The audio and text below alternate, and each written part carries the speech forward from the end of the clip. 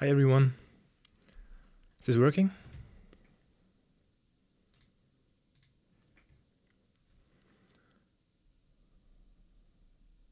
Glad so many people are already there. You should be able to hear me now. Just let me know in the chat.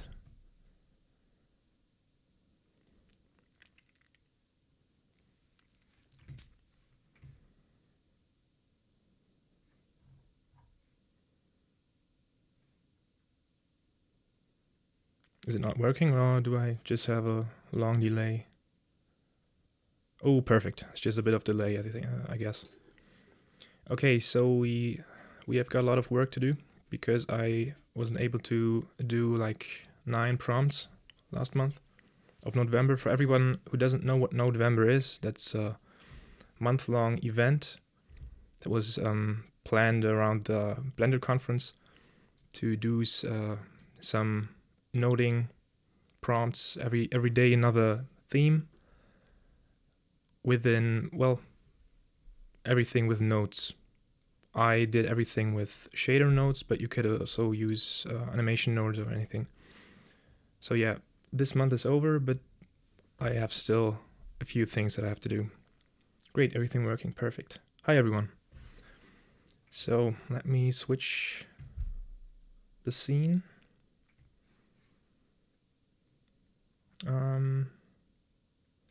Okay, so I have a list with all the prompts that I missed. It's quite a lot, so I'm sure I won't be able to do all of them today, but we'll see how far we can get. The zipper, I already started, so I'm not sure how interesting that would be to do today on the stream, because it's not from the ground up.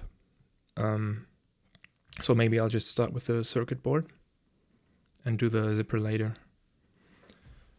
But yeah, that's the zipper setup I have right now. It's just a simple setup around the sphere.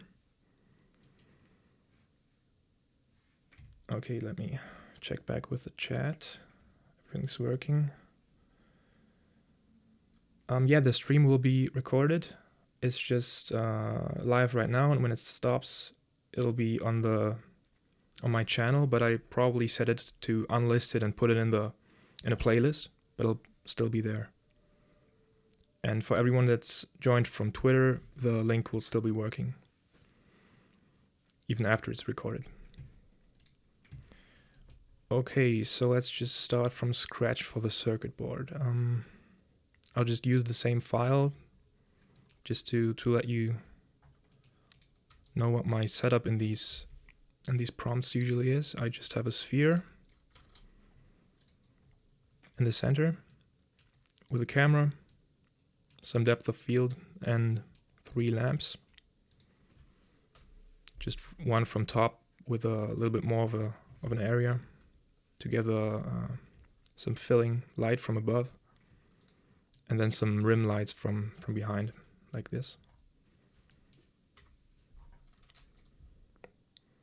So that's the regular lighting I'm using, but I'm not always going with the exact same file setup. It's just the usual setup I use. So let me save this file for the circuit board.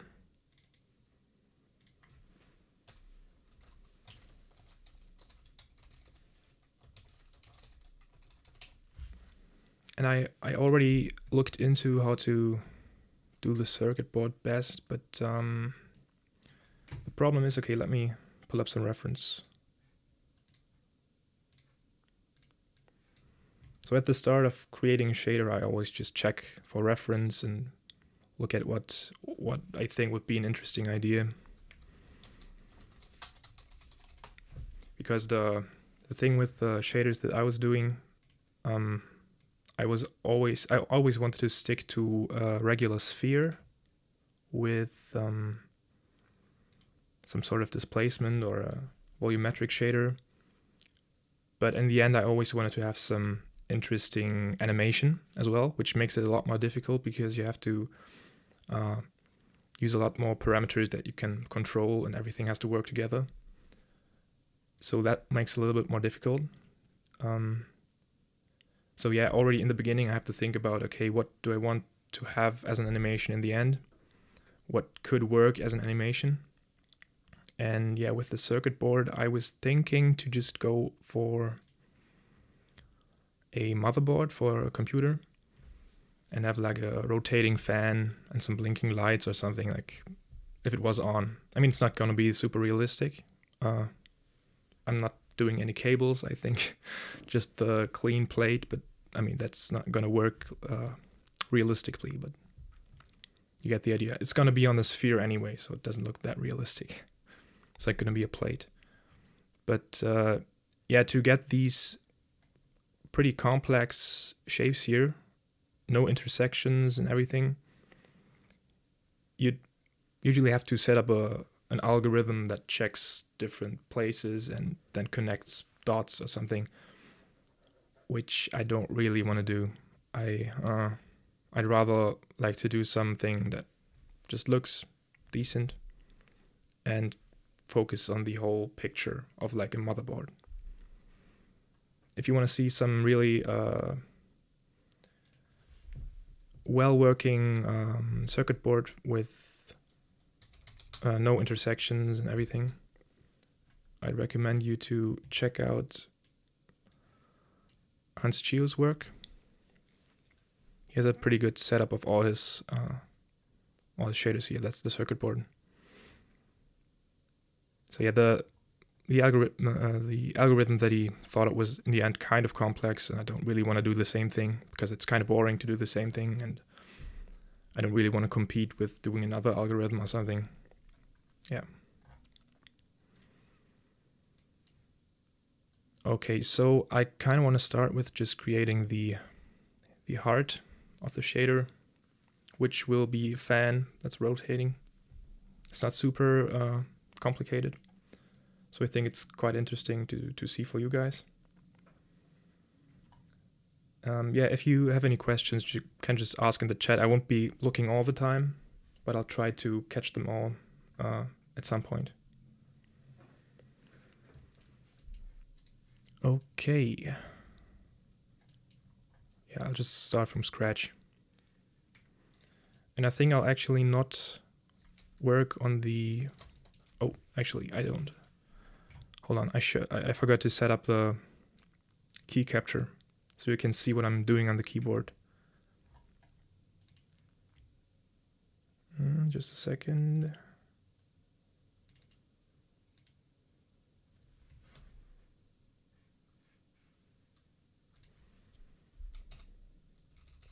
Okay, perfect.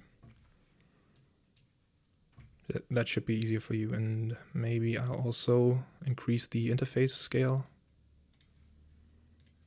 just a bit, like that. Okay.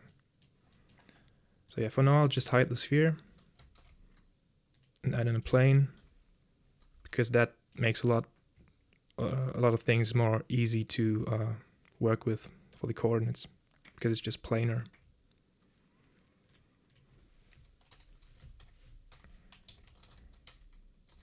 Circuit board.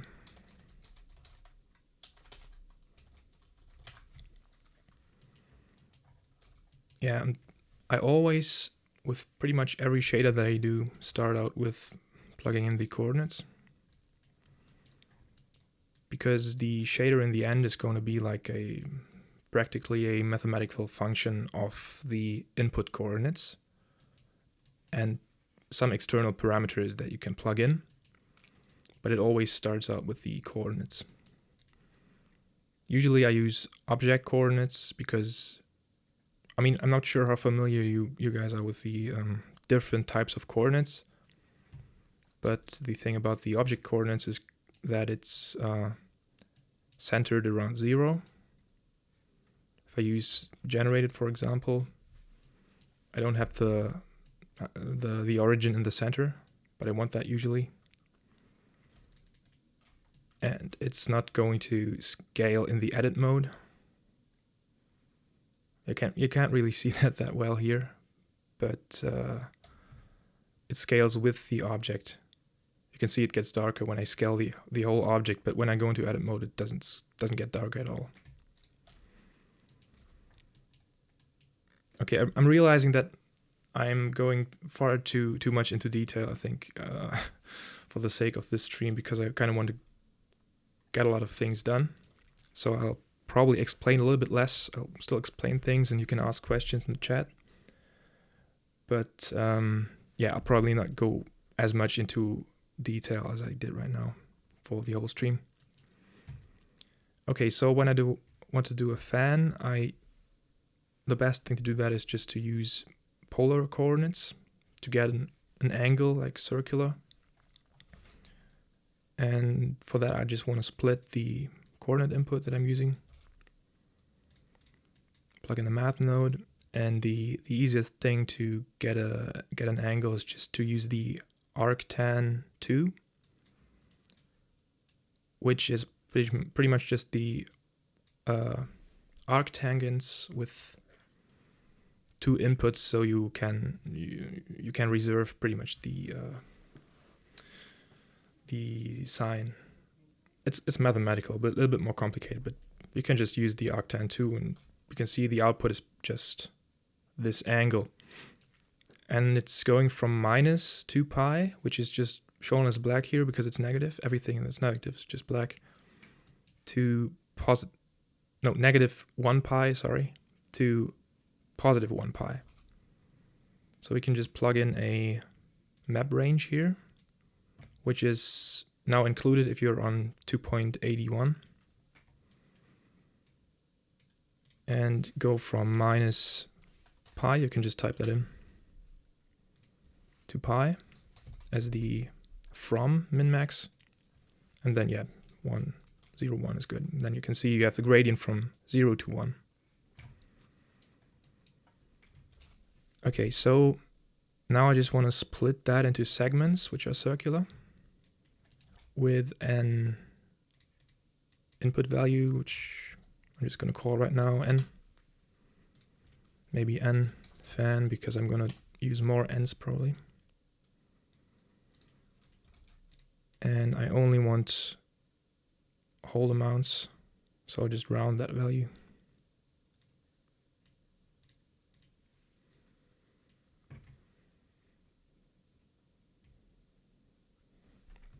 Like I said, if you have any questions, I'm checking the stream just from time to time.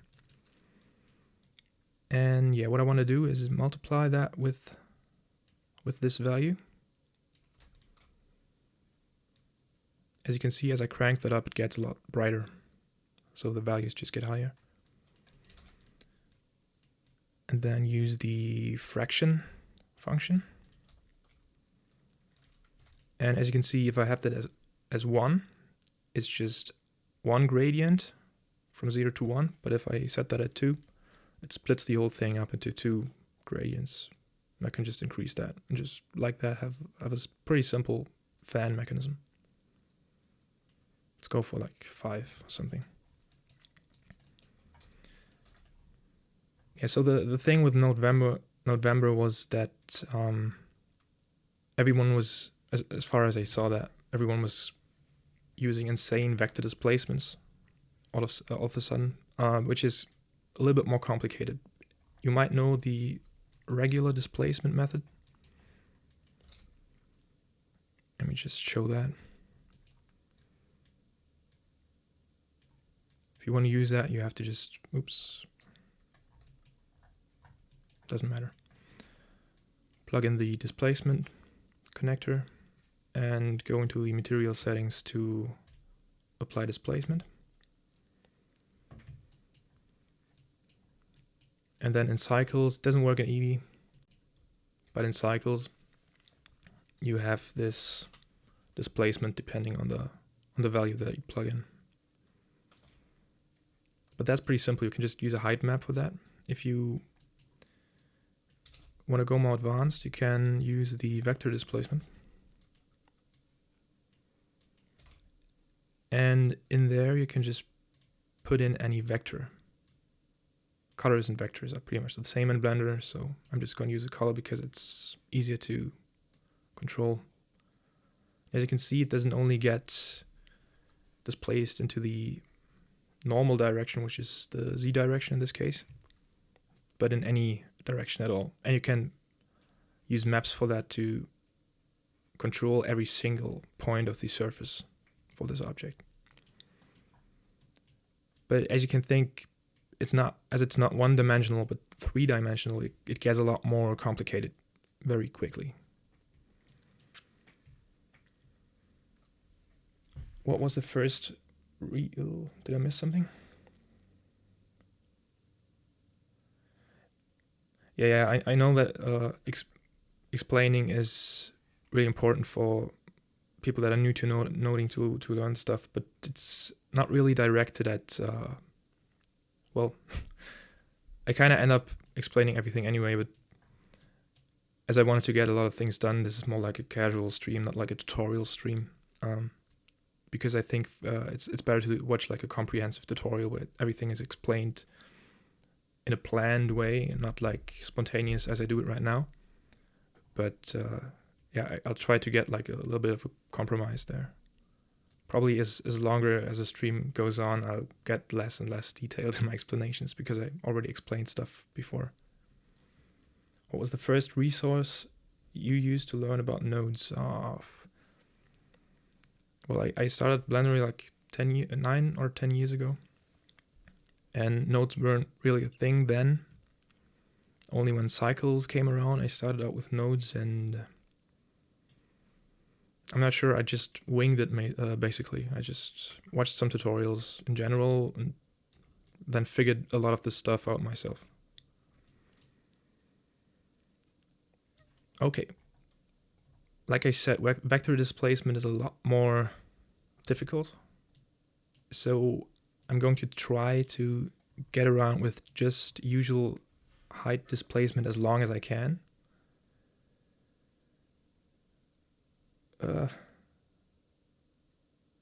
How can the Blender nodes improve? You mean the node system? There's a lot of things.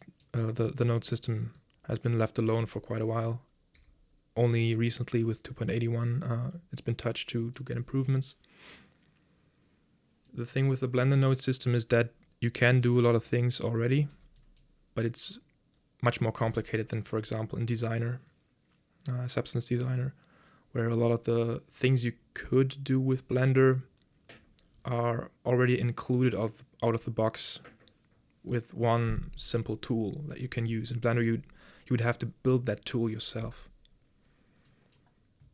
So yeah, Blender could be shipped with a lot more tools already that you don't have to build yourself, but that's one example.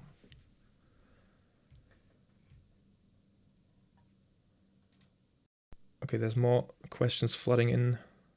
I thought they would. Do we have to learn math to learn nodes? Not necessarily. From my own experience, it really helps.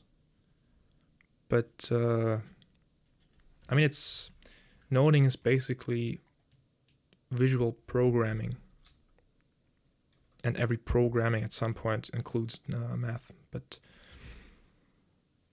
if it weren't for the problem that you'd have to build all the tools yourself, you could get around with quite little math knowledge, like in Designer. So in Blender, it's pretty hard to get around without knowing math, I think.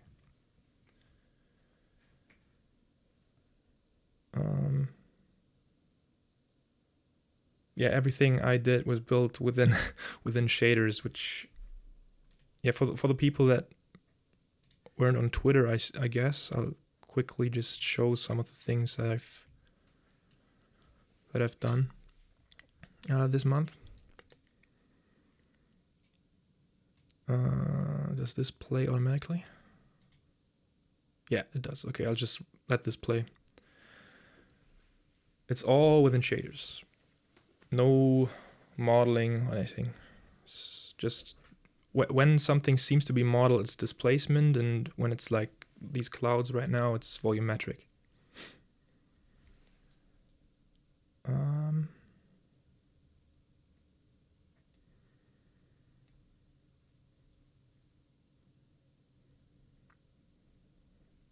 Yeah, if you have to leave, you can, like I said in the beginning, you can just check back if you want to see the stream later.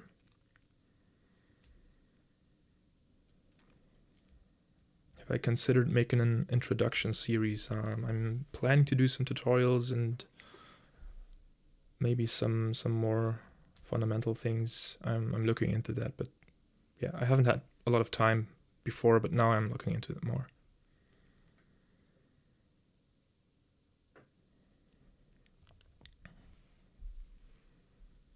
Yeah, it doesn't take that long.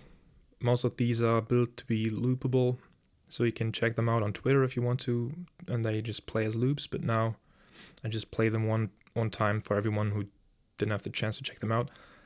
I strongly suggest to in general check out the November hashtag for a lot of more work from other artists that have been doing some quite impressive stuff.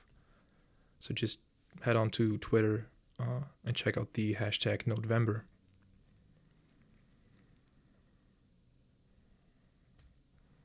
Yeah, the thing about these shaders is that a lot of the time it looks pretty simple for somebody who doesn't really know what's behind the whole thing, but sometimes it's really complicated, and other times it looks more complicated than it actually is.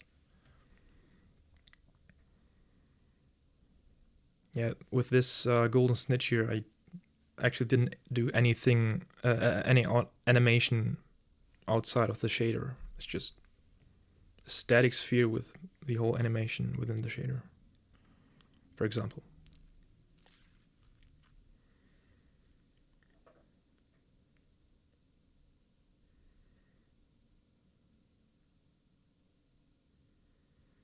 The advantage of node shaders over PBR textures. Okay, the difference between bitmap-based textures and procedural shaders is in processing the bitmaps, the image textures render a lot faster, but take up a lot more RAM, because the procedural shaders are pretty much calculated on the fly by the processing unit you're using, and not cached in the RAM. The other more obvious thing is probably that you have pixels for the bitmaps and not infinite resolution, and also tiling artifacts that you've probably seen in games or something, where the image texture just repeats pretty quickly usually.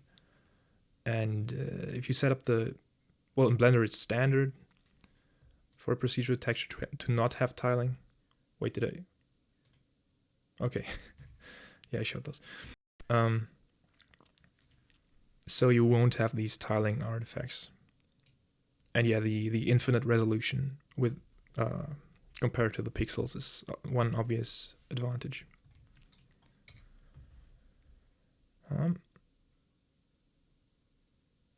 Yeah, exactly. It's like the difference between vector graphics and pixel graphics. Pretty similar. Okay, I'll try to answer less questions because I want to move along. Where was I?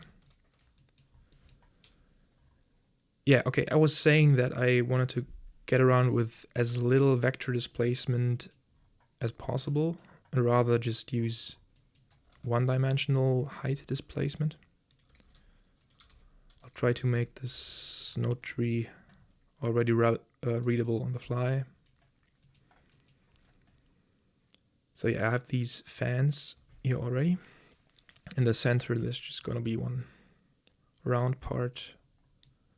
So these are basically what I can use as my new coordinates, like UV coordinates. This is one dimension, like repeating for every fan piece along this circular direction. But I also want a second direction, which is just going to be the radius pretty much. So going outwards from the center. And the easiest way to do that is just to use a vector math node set to length.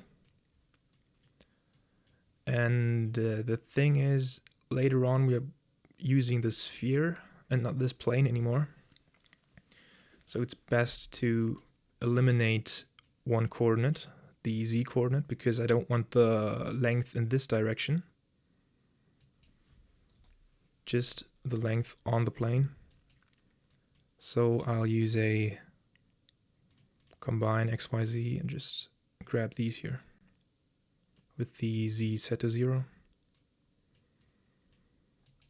And then the length, and as you can see, I just have this direction. Now I can, again, just combine the coordinates. And like I said, I have these UV coordinates here, which look like this.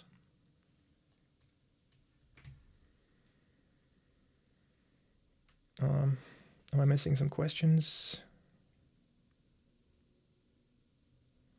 You don't really need to be a genius, but there's not that many resources, and like I said in the beginning, Blender isn't really built to make these things easily. Not yet, at least.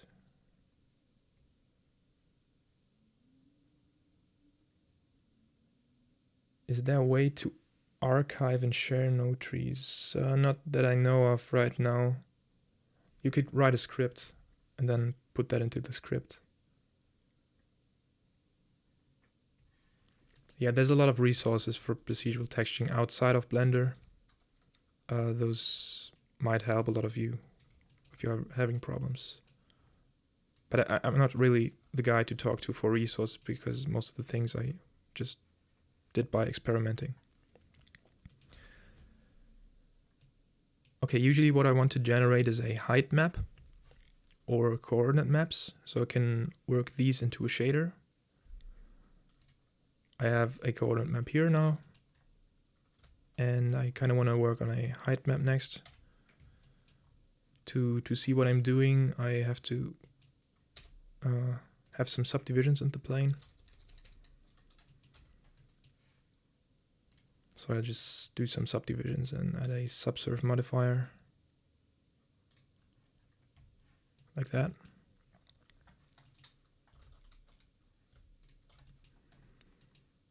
And let's see how this already looks. Okay, that's not what I was doing, what I was going to do.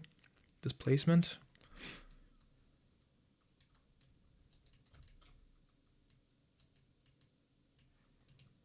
Okay.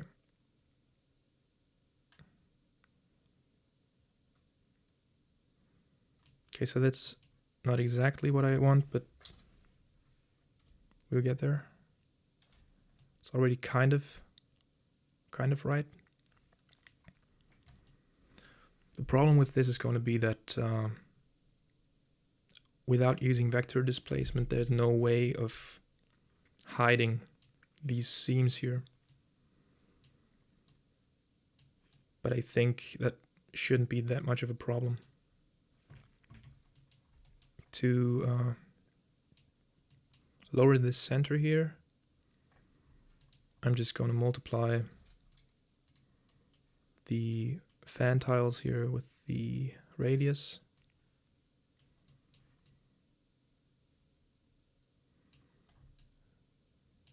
And now maybe, yeah, I want them into the negatives as well, because I want it to be symmetric. So I'll just add a map range from 0 to 1 to -1 to 1, like that. Okay. Now I can just use this scale here to change the slope, pretty much. Now if I want to get like a different profile of these, let's call them wings, the easiest thing to do that is just to use a curve node. And this is already in between 0 and 1, so I can just plug that in and change this output. And as you can see, now I can just change the profile of my fans here.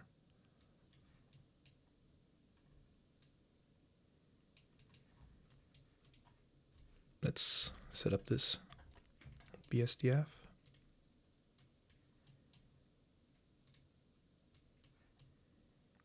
Yeah, the lighting's pretty strong, so it's still pretty bright.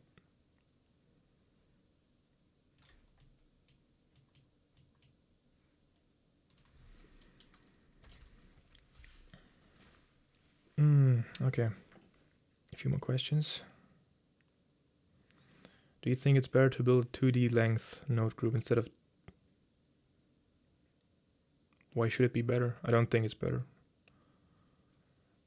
The thing is, performance-wise, the math nodes don't really matter that much.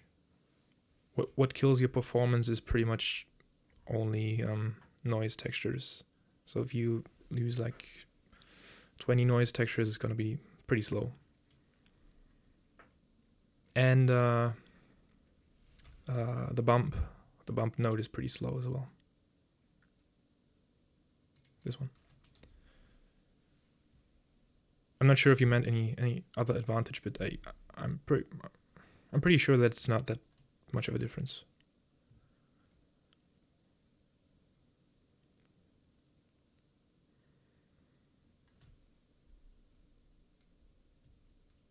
I'm pretty sure there are already resources about displacement for procedural texturing out there, but yeah, I'm planning to do some tutorials in the future. Dentists of the CG world, that's interesting. Okay, now I want to have like a circular part in the middle.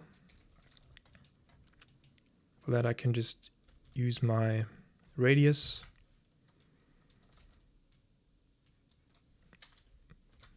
Just for the ease of viewing this shader, I just give them some labels. This was... I just call them wing U and wing V.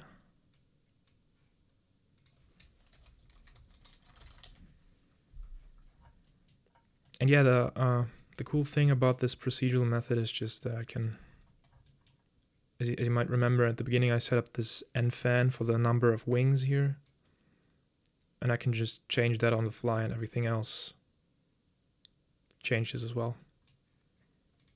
So that's pretty cool.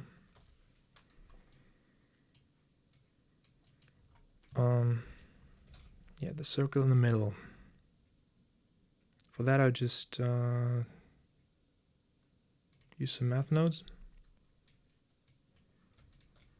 This is going from 0 to 1 or beyond, even outwards.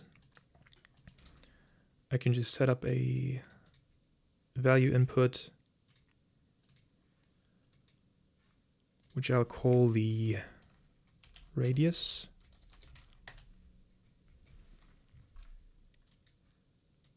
And then use a subtract node. And when I plug it in like this, it will invert this one. As you can see, oops. I can just change the radius of this central part here. Now I want to change the height profile, because now it's just, if I plug this to the height, I should clamp this as well.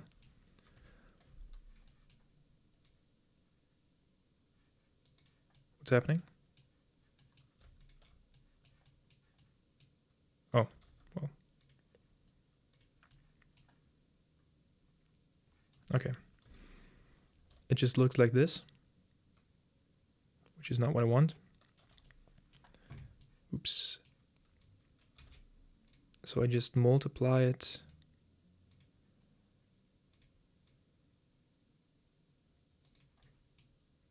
It's not connected anymore, so here we go.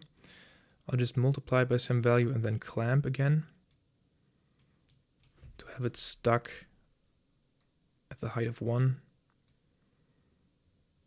with some angle at the side.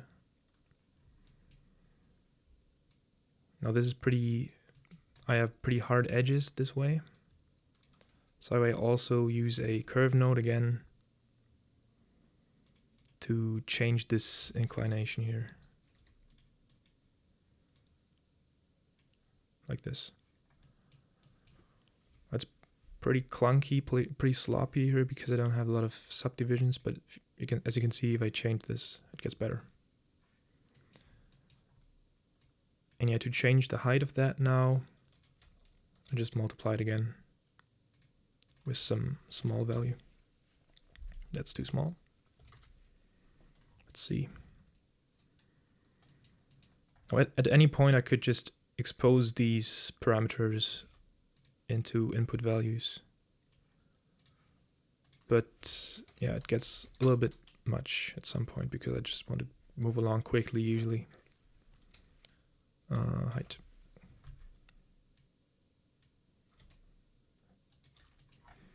Okay, now I have to combine this with the fans here. It's a bit much.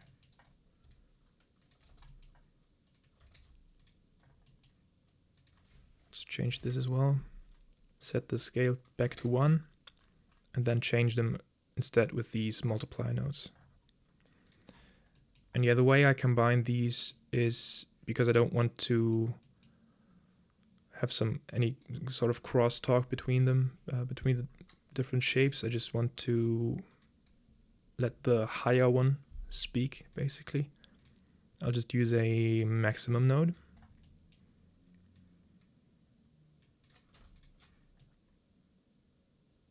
Yeah, and as you can see, it's working as I wanted. It's just a little bit big.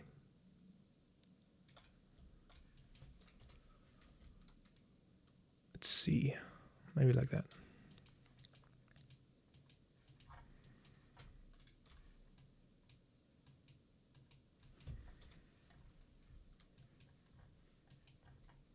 Maybe I'll change the curve here as well. A little bit sharper, a little bit steeper. Like that. Now you could make this a lot more specific, but I like to, for quick changes and more intuitive control, just use these curve nodes. As you can see, there's some artifacts that I might not want in here, but usually I just use curve nodes for things that don't have to be exact. Well, there seems to be a problem here. It's not going to the negative values anymore. I'm not sure why that is. Oh, a clamp here.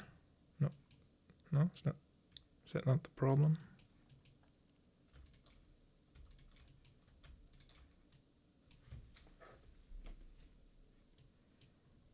I mean, I do clamp these, but these shouldn't be connected to the central part.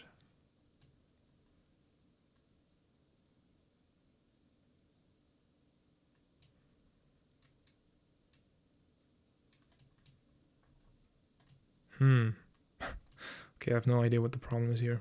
Maybe someone of you guys knows. Okay, I think I missed a few questions again.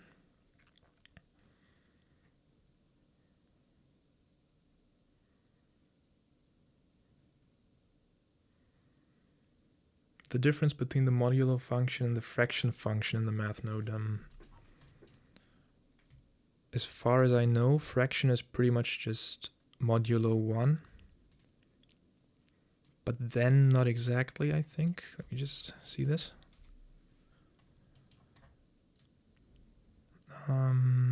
Fraction.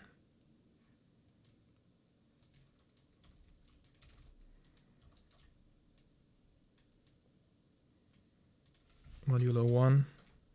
Yeah, it's pretty much modulo 1, but it behaves differently in the negative values. I'm not sure why that is, but yeah, that results in problems sometimes. I like to use the fraction because it just works both in positive and negative values the same way. But yeah, if you want this interaction, I mean, it's negative, so it's just black to see, but it does also work in the negative values, just differently. Okay.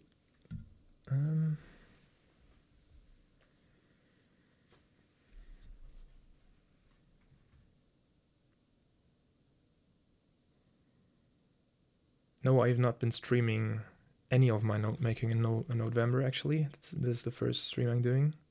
It's the second stream I'm doing in general. I have a playlist on my channel if you want to check the first stream out.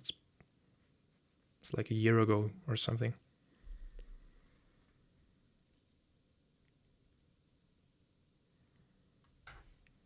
I'm not sure where it's best to go for learning nodes as a noob. I learned my general Blender skills with Andrew Price's Blender Guru series. Something with the gradient.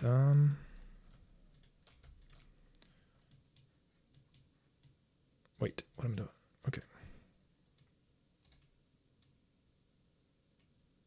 Oh, no, it's the maximum. The problem is that I clamp this. This should be fine. Yeah, okay, works now. The problem was that as I was using the maximum node here, these were clamped at 0 and not negative. So I would choose the 0 instead of the negative values from this one. Okay. Yeah, just like programming, it's a lot about just bug fixing.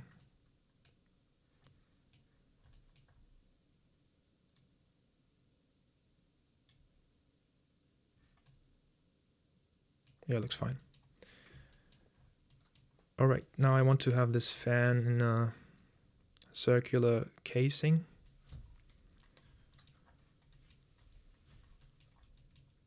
So I'll introduce a second radius. I can just use the same, the same radius value here with a similar concept, but this time I don't want to invert it.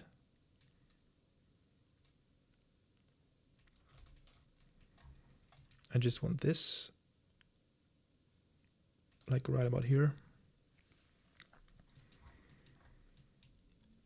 And yeah.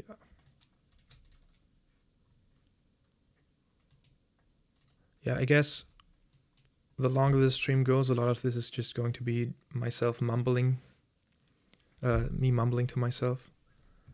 So like I said, if you have any questions, just type them in the chat. From where did you learn Blender shading? Here and there. I think in the beginning when Cycles came out, a lot pretty helpful were the tutorials by Gleb, just the short tutorials that was doing, Gleb Alexandrov. But it was mostly just experimenting and then some tips here and there. Yeah, exactly. Modulo keeps the sign. But it also inverts, right? Yeah, it also inverts the gradient. Yes, I'm archiving this stream in a playlist. Yeah, usually I just note, I don't mumble, but for the stream, for the sake of this stream, I'm just going to mumble what I'm doing as well. Okay. Maybe.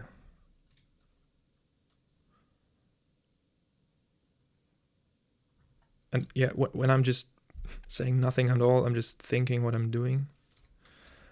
But I think this is fine. And we'll probably go for well, at this point I should pull up some reference because I'm not really sure what I'm doing. Let's check CPU fan.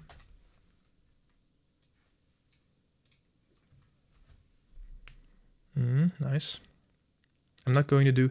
See, that's the problem I will have with just using height displacement and not vector displacement. What's this? I will not be able to look through these edges here.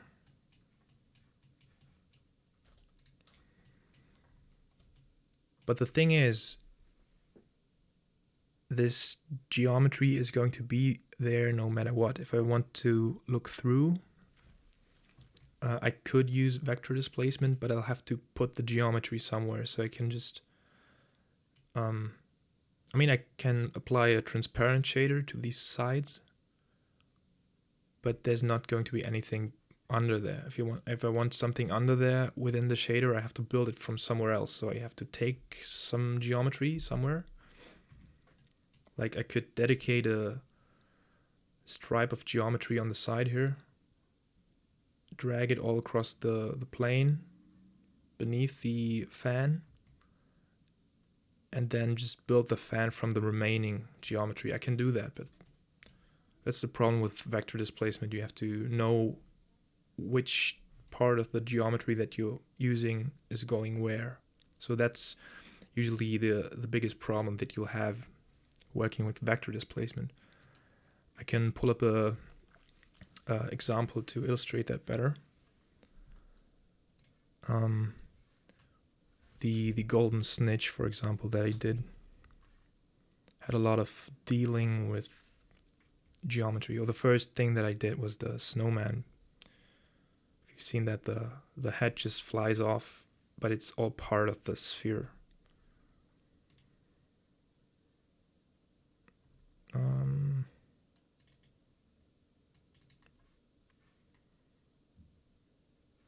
It loads.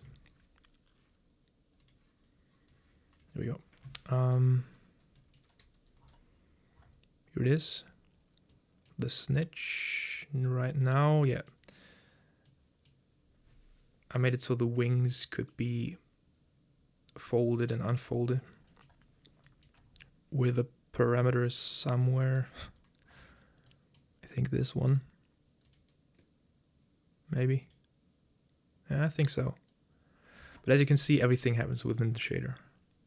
So when I go into solid view, nothing happens. Except, yeah, the focal distance is animated, but nothing else happens. And if you go into random mode, the snitch is actually flying around. As you can see, this motion blur is actually faked. There's no movement in the wings going on. Oh, yeah. Okay, the problem you'll have when you're using vector displacement like this is you're gonna click in the wrong places when you're selecting your object, because it's still here, but it looks like it's here. It's a bit of a fail right there.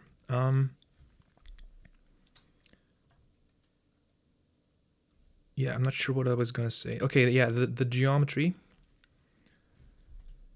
is a little bit more tricky because these wings have to come from somewhere. If you look at the body itself, I'll lower the subdivision. Yeah, now you can see it. If I lower the subdivision, it doesn't really work that well or at all. And as you can see, we have some spiking geometry because these wings are actually expanded from the center ring here. So I open up the sphere, take out pretty much the center ring, use it for the wings, and then push it back together. Yeah, that's pretty dumb because you could just as well use a second object to do the wings. That wouldn't be a problem at all. But for November, it wasn't a possibility. So you have to work around these set of rules somehow. And yeah, and that's pretty much why I don't really want to use that much vector displacement for things that I want to be done with quickly. Why not use a vector displacement? Yeah, that's why. I mean, you can always use like simpler vector displacement. It's always a pain, I think. So I'll just just height maps have more use cases than vector displacement maps. For example, a height map you can just easily export into other software, but a vector map has some difficulties. Good. I'll just use another maximum node to include this outer circle that I did. I kind of want to use clamp here, because when I just plug this in here, it's going to be at beyond 20 in the height, which is way too much. I'm using this multiply node just to increase the slope of this inclination. So instead of using the, but I can't use the clamp node, the clamp tick box, because I had the same problem before, that also the negative values of the wings are clamped. So I'll have to use another way of clamping, which is pretty simple. Just maximum 0, no, minimum 1, sorry. Which will just take the lower value. And as you can see, maybe here it doesn't increase beyond 1. And 1 is still too high. So I'll have to multiply.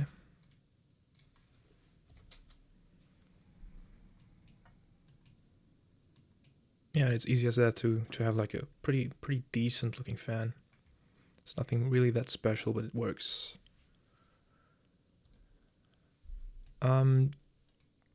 Usually I do the animation in the end, because I can always just go back to do something. But let me just quickly show you how easy it is to make this thing rotate now.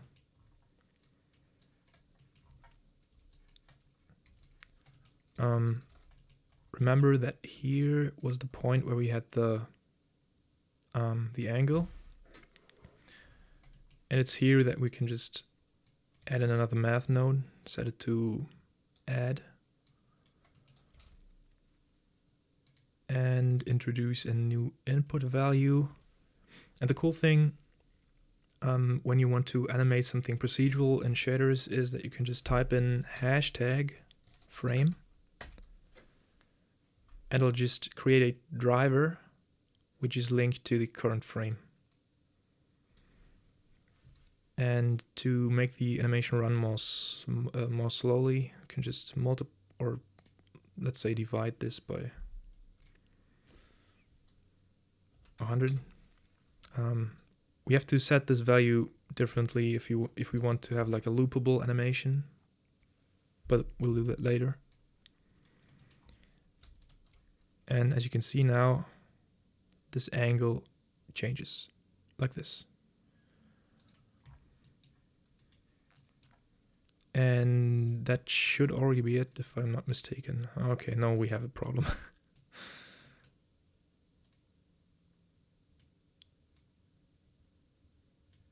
Is it clamped? Am I clamping somewhere? Yeah, I'm clamping.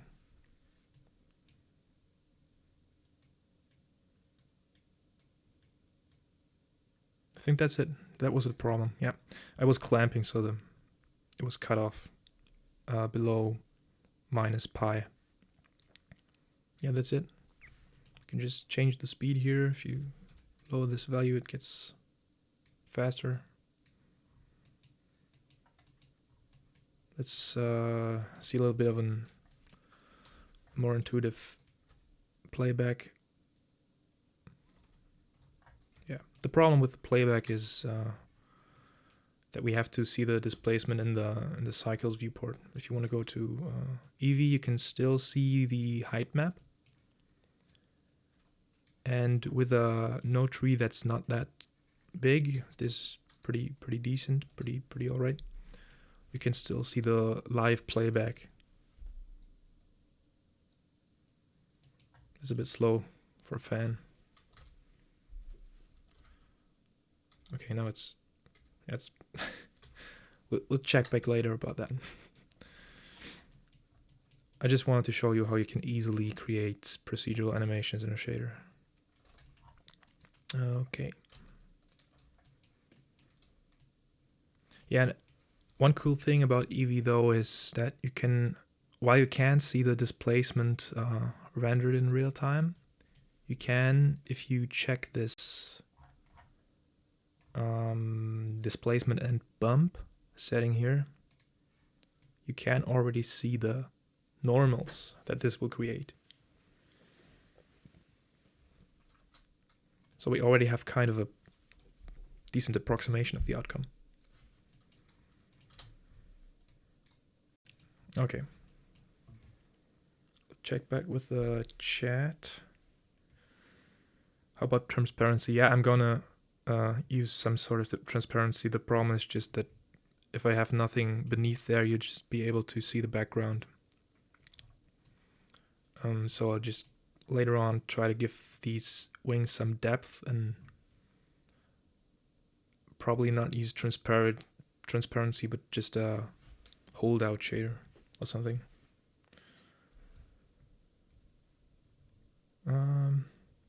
It's crazy how you. Yeah. The 3D is just a little bit of a preview here. Mostly it's just the shader editor. It's even a little bit too small. Could be a bit bigger.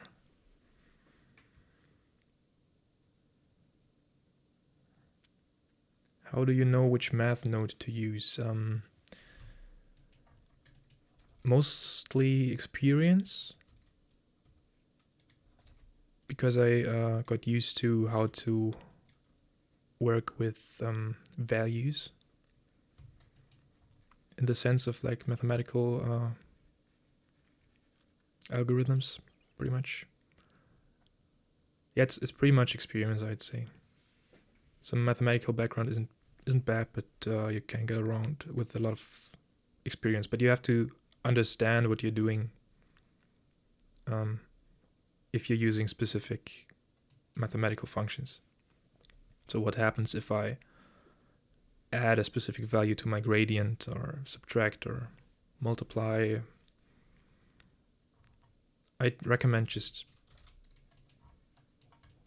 doing this. Just grabbing coordinates, separating them by, let me get rid of this, by the components, and then just playing around with the math node. Just look at the values, just what happens. And then just testing around with a lot of them. I think that can get you pretty far already.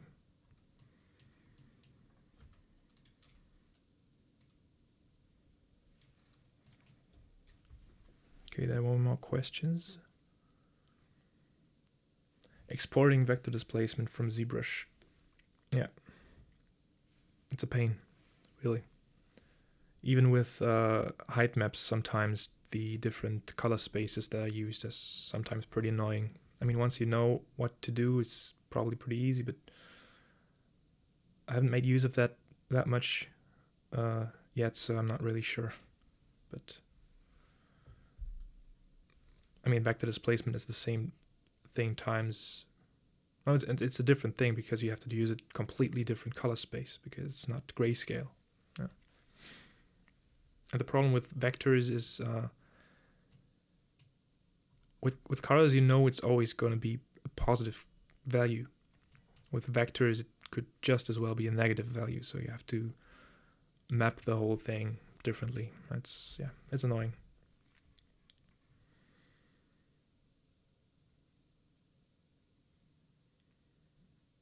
How is the node separator added? I'm not sure what you mean. I think you mean the separate XYZ.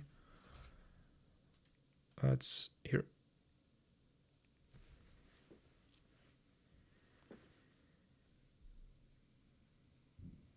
Shift right click. Oh, you mean this one? If you mean this one, it's the reroute node with shift. If you're, I'm not sure how it is if you're on left click select, but if you're on right click select still, like I am, it'll be shift and then drag with right click.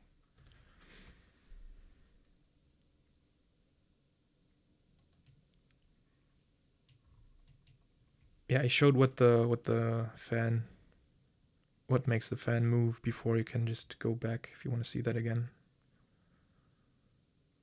Have you tried Mixer by Quixel? No, I haven't tried any other shading software actually. I mean, I have tried some Unreal, but not really that much. And Mixer I haven't tested yet. Is it free now? Because I saw that that it's part of the Epic Games Unreal family now. So I guess it's free, but yeah, that'll be cool to check out, definitely.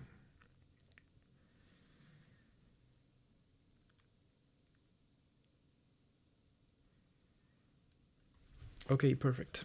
And I see a lot of people are already helping each other in the chat when I'm taking too long to respond. That's perfect. Okay.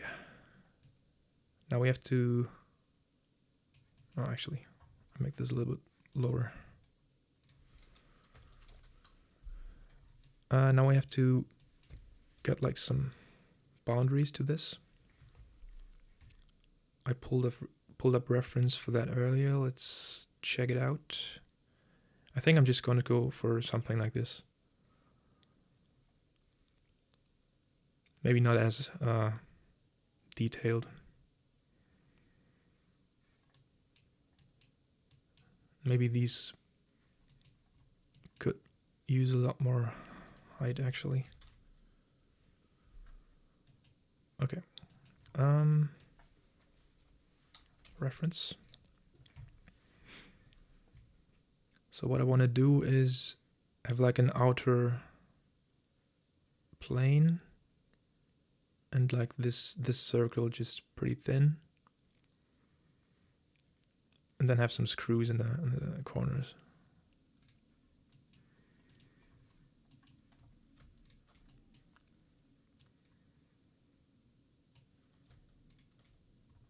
Okay.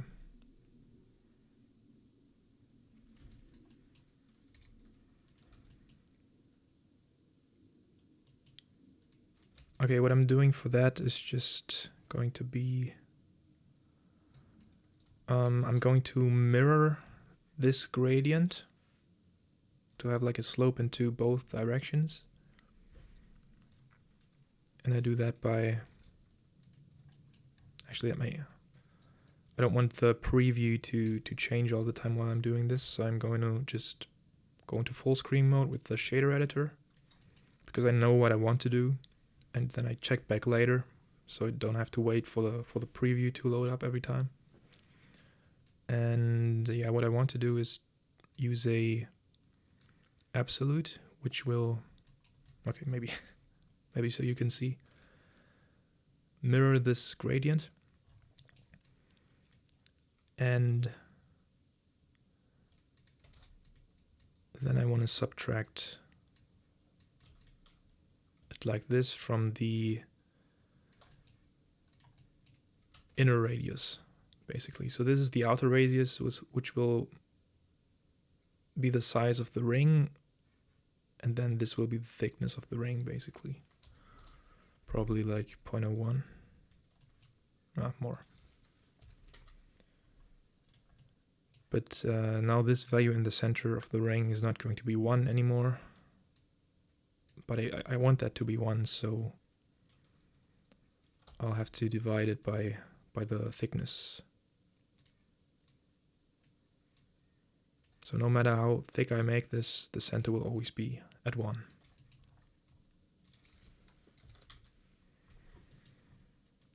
And I think now I can just plug it in to what I had before.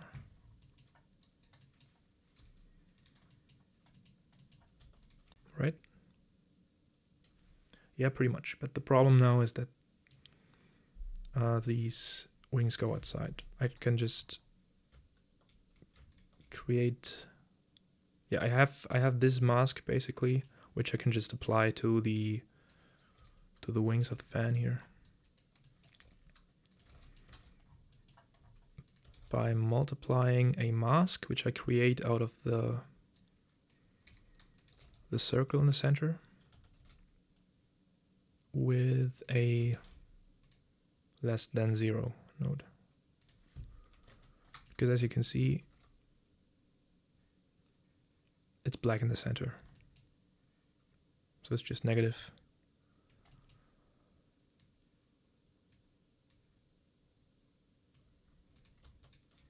So the wings, the fan wings will be before multiplication like this, and then afterwards like this. Okay, so now I have this ring with the fan inside. Yeah, the problem is, as you can see, I have a lot of artifacts because the geometry is highly stretched on the outside, but later on I'm going to render the whole thing with a lot more subdivisions.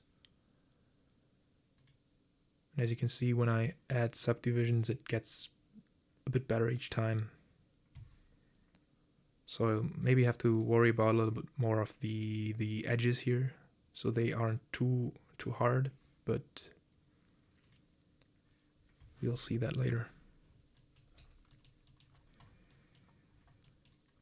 Okay, to get the whole screen not all that messy, I'm probably going to hide a lot of these nodes and stack them just like this to get a lot more room. I keep the RGB curves exposed, but that's just preference.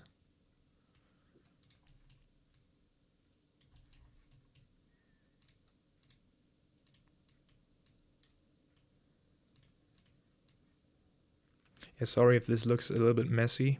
That's just my my way of working, I guess. I don't like to use the grid snapping. Sometimes I'll just grab the nodes and press Control to align them, but I like to have full control over the placement of my nodes.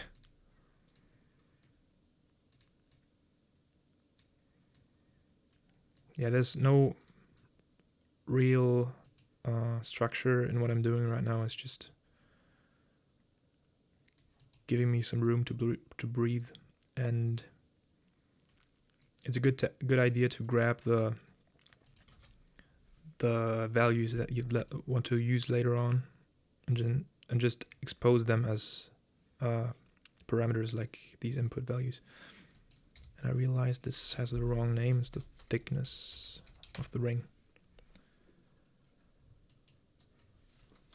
Yeah, let me just frame this as a ring.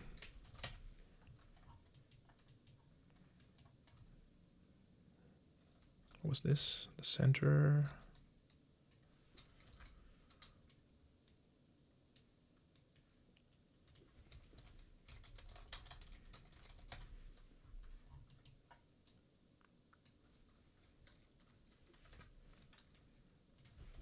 And the wings.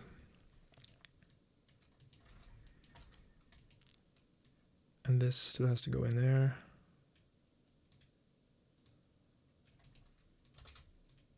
And it's probably a good idea to grab this value. This was 0.2 to have control over the height of the ring.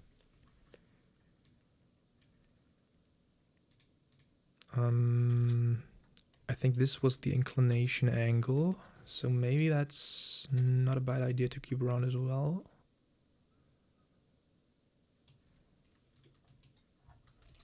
Or maybe even I'll switch that with a curve node, like I did before. Just have some more control over the profile of the ring height.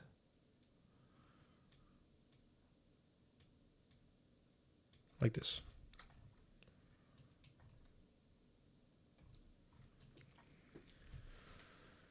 Okay. I think I missed some things in the chat again.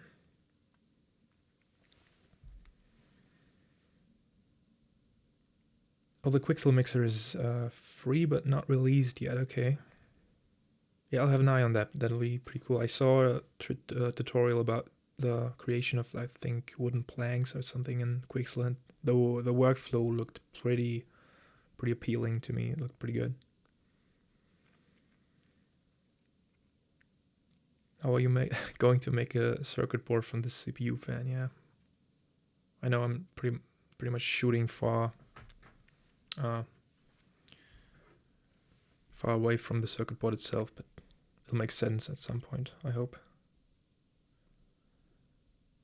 Is it possible to make curved fan blades? Sure. Right now they're curved in this direction, as you can see. And if you want to curve them like this, I guess that's what you're saying, or like this. You can do that as well. Let me just think about what to do here. Yeah, the easiest way to do that would be probably to change the angle that I'm using to create these wings with the radius.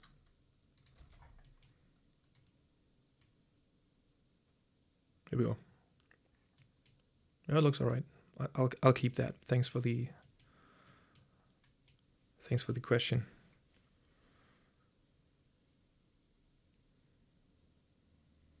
Are you going to redo the brick shader for 2.81? Yeah, I was dreading that that idea. Yeah, I was thinking about the same thing. Just redoing all my shaders with 2.81. There shouldn't be that much of a difference. It'll probably be a lot smaller, just the node tree, but I'm not sure the performance will be that much increased. I'll see at some point, probably. But I'm not sure. I'm not sure how many advantages there actually are.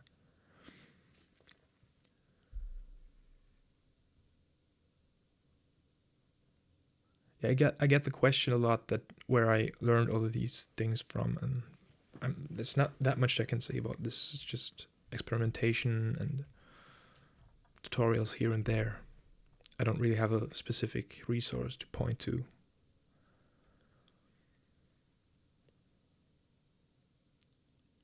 A blur node to reduce the hardness of the edges.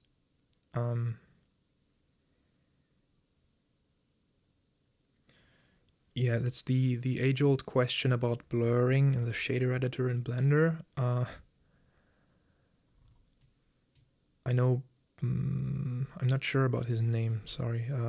Bartek, I'm not sure about his last name, but he's an advocate of communicating that it really isn't that efficient, at least, to make a blur node because of the way it works in Blender. Like I said in the beginning, you have these coordinates that you're using and vectors, and it's procedural without any pixelation or voxelation or whatever. So you have pretty much infinite resolution, because blurring is pretty much a statistical process of combining different points of the texture, like pixels, for example. You can't really do that with infinite detail, because you don't have to. You have to pretty much grab specific points to do blurring. And the thing that a lot of people do for, I can just show this right here, for blurring, is just grabbing a noise texture and then distorting the coordinates that you're using with the noise. And the thing you do is just crank that scale really high up. That looks pretty terrible, but as you can see, it looks kind of blurred.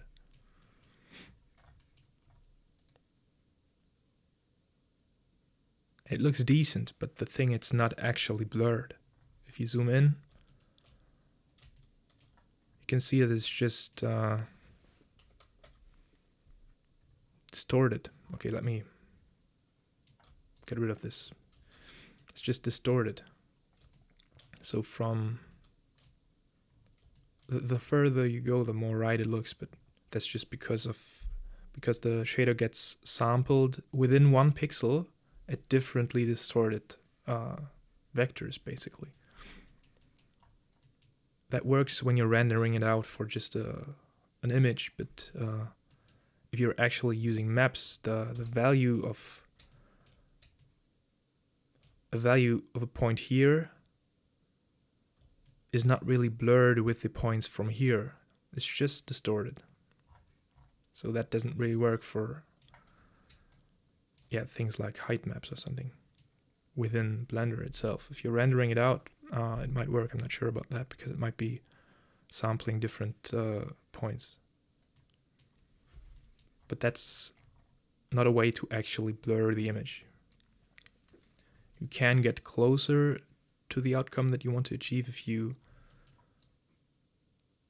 do this vector distortion multiple times with a different seed and then mix the outcome.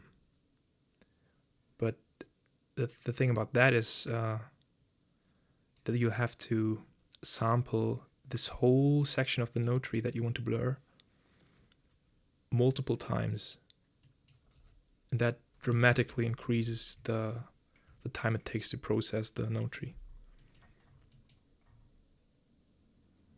So that's not really a good way to do it. The way that I work around this problem, not having a blur node, is planning ahead and just to make these edges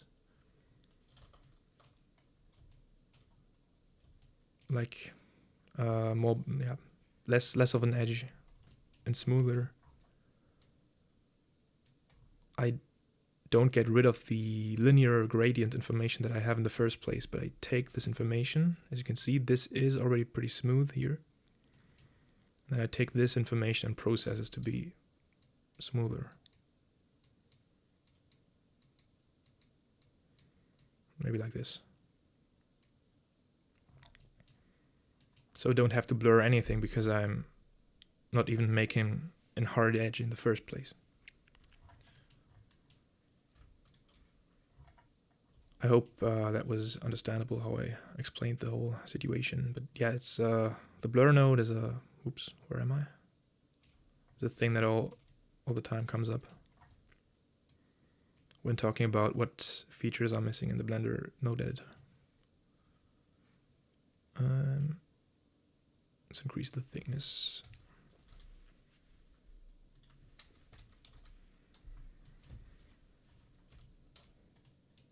So yeah, now you can see it's smoother. I'll probably do the same exact thing later for the fan wings, but right now I just want to get ahead a little bit more.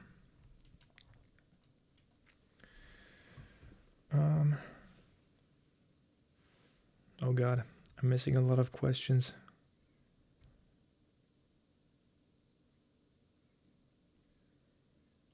What about your self-shadowing parallax occlusion mapping shader? It's not available now. I didn't see that much of a reason for it because it's not that practical. It's pretty inefficient.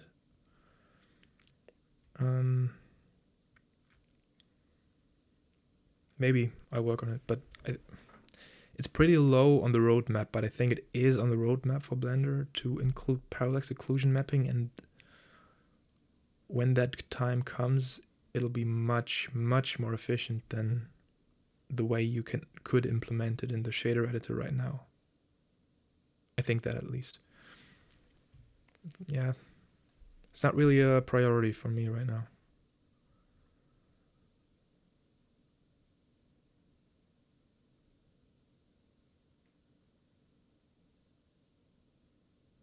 Oh, I do use the in the bricks texture, which was the example before. I'm not really using that many textures in the sense. I'm using more of the math nodes, but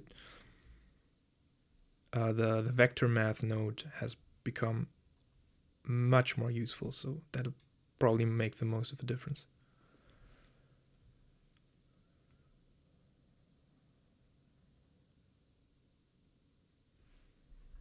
Yeah, the trick for the blurring, you can do the same thing with any noise texture, Voronoi. They do look a little bit different. I'm not sure which has an advantage over the other, but like I said, I'm not using that method at all actually, because I usually stay within the shader editor in Blender, and then it's not that useful because you don't have actual blurring.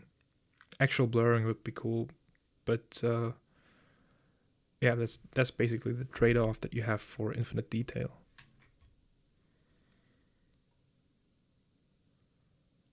Oh, that's cool. With mega scans with Unreal Engine is really cool. Oh yeah, they must be bent the other way.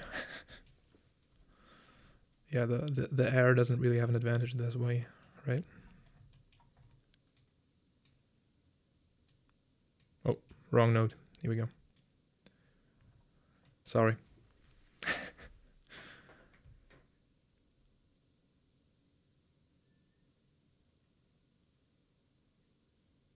What if you use the pixelate node and try to create a blur like that? Yeah, the thing is, you'll always have some sort of vector distortion before the fact that you created your texture. The way it works in Blender, because afterwards you can't really do anything with the texture. You can just you can't do anything with the placement of the texture. That's probably a better way to say it, and that's what is creating the blur in the Blender shader editor, like the fake blur.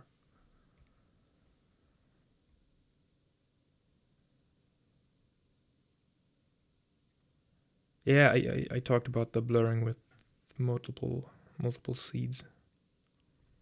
Like I said, that works actually, but it's really inefficient, and you have to use like a node group.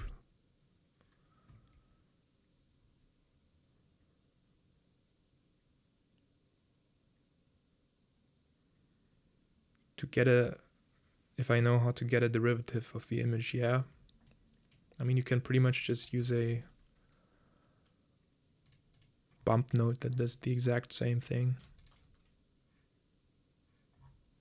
I mean, yeah, it's the wrong preview, but if you want to get the spatial derivative of your image, you can just use a bump node that does the exact same thing. But you can, if you want to have more control or have like a derivative of a multicolored image, you can use a, how's that called in English? Yeah, you can just calculate the gradient basically. Like, okay, I'll give you a very quick example. Where the noise texture is the image that you're going to calculate the derivative to. And wait.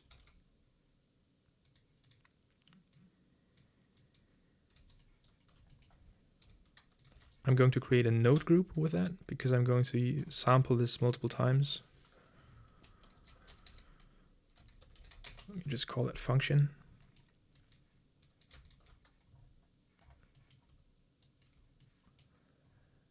And yeah, I realized that I'm going on a lot of tangents here. I'm not really getting that much done on the shader. I might have to cut back on that, but for now, let's just do this one. And I'm just going to calculate a two-dimensional gradient in X and Y direction, but you can do the same thing for the Z direction and for different colors as well. But I'm just going to use the grayscale. And the way you calculate the gradient is basically, I don't have my graphics tablet plugged in, but I could, where I could just give you the function, but we have to do the whole thing just with nodes right now. The way that works is that I shift the input vectors for the evaluation of the noise texture for these two into the X and to the Y direction, like this.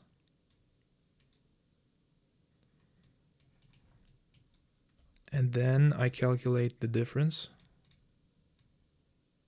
between the evaluation, like a tiny step to the right or to the top or whatever.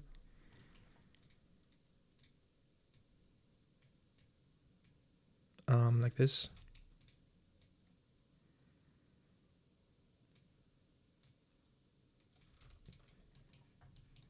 And as you can see, I have positive and negative values. Now this is a little bit too high. I'll just go a very tiny value. But now you have to normalize the value by dividing by that input value that you're using. That's just mathematical calculation of the gradient. Not analytical, but the actual calculation. As you can see, I have a map of the gradient, which I can just combine into a vector. And if I put this to 1, this should show the exact same thing, or pretty much the same thing. I'm not sure if there's any nuances to the bump node, but this should be the same as the bump node. No? Oh, I think I have to use subtract instead of add, right? Yeah, it's a bit different. I'm not sure if they probably normalize the output differently, I guess. But that's pretty much the same thing. Okay, I hope that helped. As I said before, you can do the same exact thing with the Z component or different colors of the same texture and then combine everything into a matrix or whatever.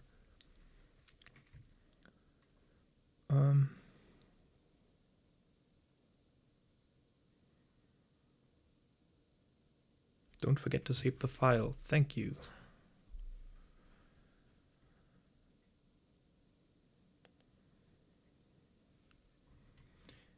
Okay. Now I'll finally go back to shading the circuit board.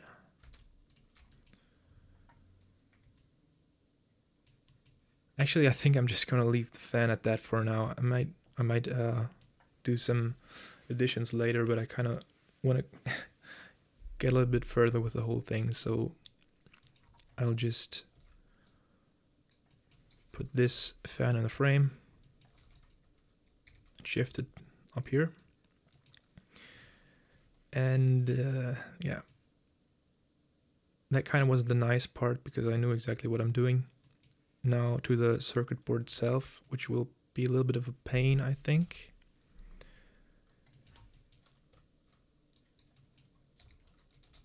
I'll keep this there and just leave it deactivated.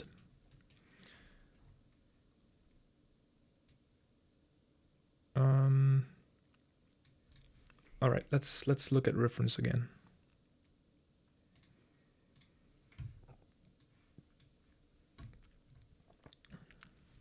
Yeah, I said in the beginning that I'm probably not going to do some very exact algorithm to get no intersections or like really nice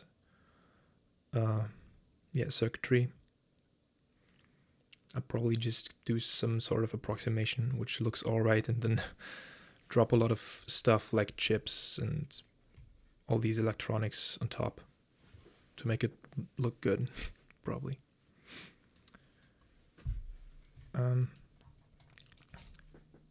So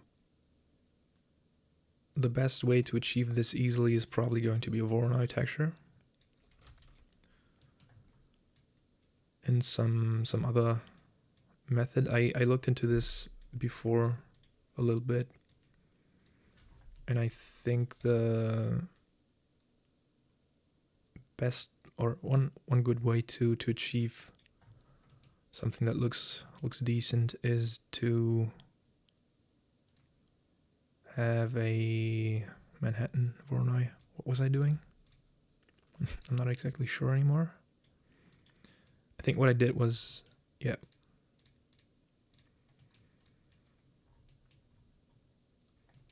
I created two Voronoi textures with the same parameters. and then calculated the difference, the distance between one which is smoothed and one which is not smoothed.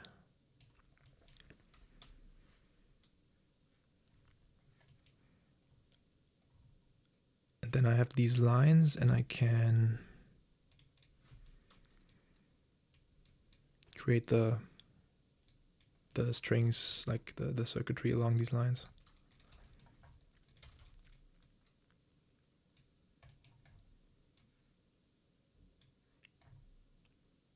It doesn't look perfect. I admit it looks pretty bad.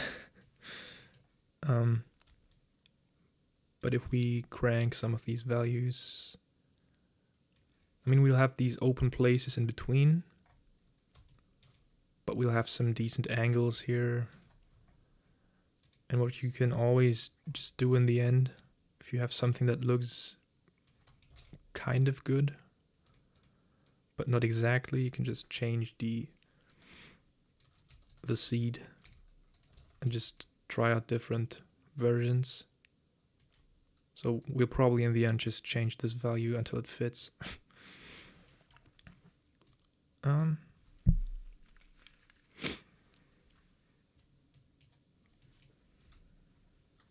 Yeah, and don't be fooled. The time it takes on the stream right now is not really reflecting how long it would actually take me to do this by myself, because I spent most of the time in this stream pretty much explaining something. So yeah, it wouldn't have taken me this long to do this. But yeah, to turn these gradients basically into some nice circuitry, I'll just use a color ramp. Here we go.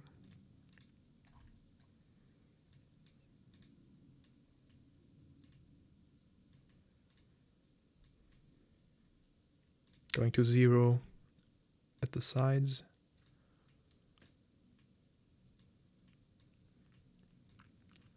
If you want to have more control over the points you set within the color ramp from outside, you'd have to instead use math nodes.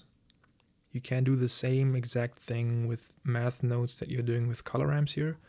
I've been pretty much doing exactly that with the math nodes from here. But for this one, it would be a little bit more complicated, I guess. Well, actually, no, it wouldn't be. I'll just make it with math nodes. So these gradients go from 0 to 1, and I want like a white stripe in the center. So what I do is just subtract 0.5 to center the gradient around 0, and then add a absolute to have a symmetric shape. Then another subtract node to invert the whole thing. I probably wouldn't even have to, but that's the regular workflow that I'm using. So, and with this value, I can control the size. And this is just to crank up the gradient.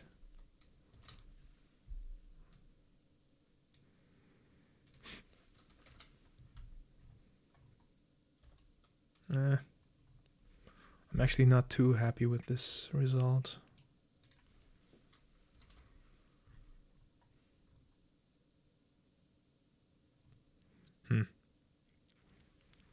Yeah, I might come back to that later. For now, I just use this circuitry. I don't really want to spend too much time on creating the circuitry because, yeah, I said in the beginning, there's proper ways to do this, but I don't really want to create a too technical algorithm for this. Just create something that looks kind of right. Okay, now let's create a simple shader from that. principled BSDF. And now I have this mask for the lines here. And I can just plug that into a mix node to control the colors.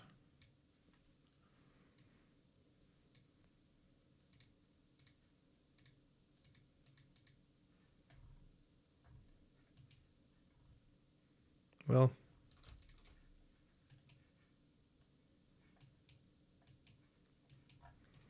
let's create a small bump.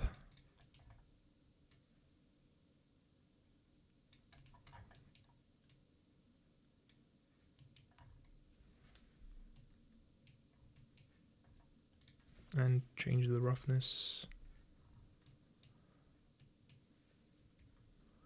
Probably for the board itself, it would be a cool thing to have some subsurface scattering, because these boards usually are a little bit translucent.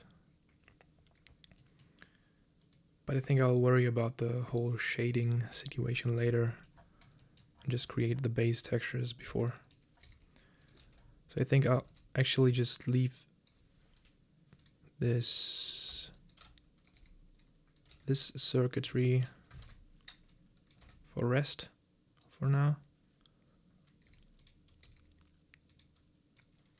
And create some more of these electronics that I want to do. So what do we have here?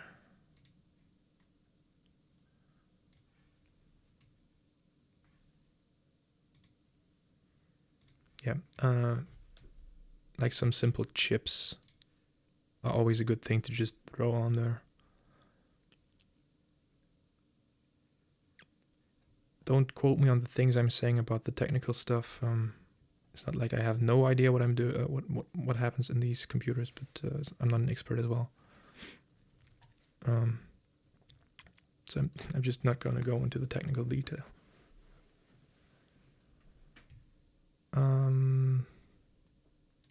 Let's just create a chip generator.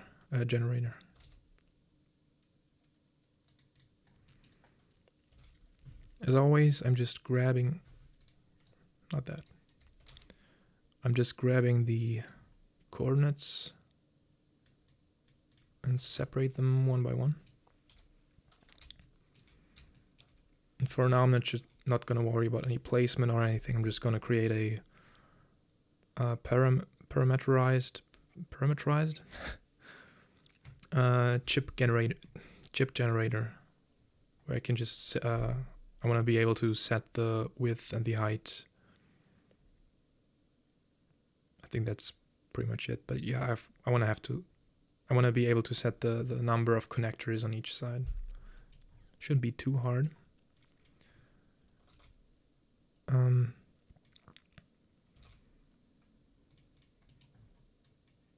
I'm doing pretty much the same thing I did for the circles here, but this time not in polar coordinates with the radius, but in Cartesian coordinates with x and y.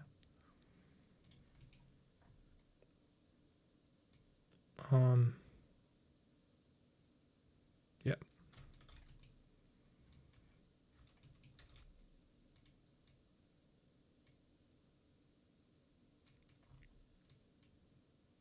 Okay, I want to have this mirrored, so I can't just use one subtract. You have to subtract in this direction. No, sorry, I have to. Sorry. First, use a absolute. Here we go.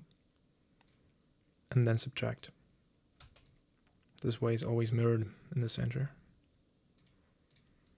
It's pretty much just the mirror modifier in the shader. Do the same thing for the x value. And invert. Do we have to invert? I can just invert here. And the easiest thing to combine these two is just to add a math maximum.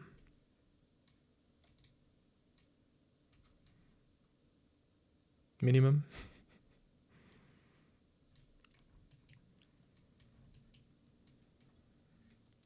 The thing is, when I use the minimum, I'll have these hard edges, but that's fine for me right now. If you don't want these hard edges, you have to go through some more effort to combine the two.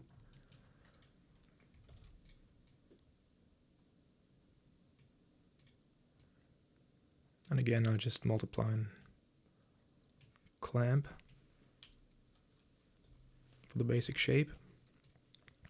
Now the more tricky thing is going to be the connectors on the sides and yes, setting them up right. I'll introduce some parameters, which the first one is going to be the width of one connector.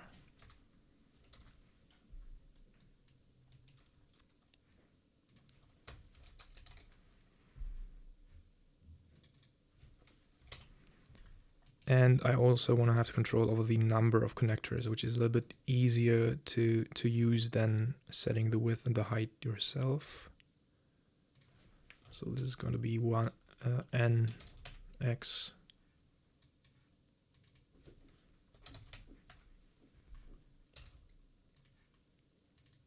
and y.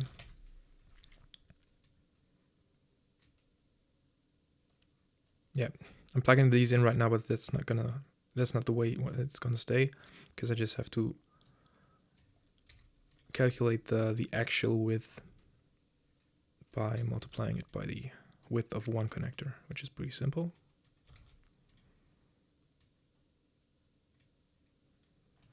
But I only want full values, so I also plug in a round to pretty much just foolproof the inputs.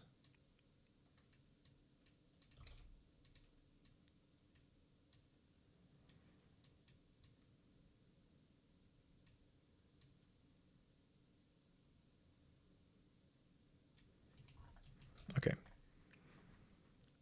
Yeah, now I want to have the actual connectors. To do that, I just use the fraction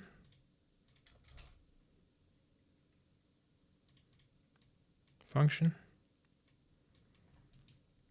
After, this is a bit messy, sorry. Dividing by the width. Right?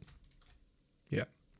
So now I have a gradient for each connector in this direction. I want the same thing for the other direction as well. So I just duplicate and connect these. Now, let's see. So this is the main shape I have for the body.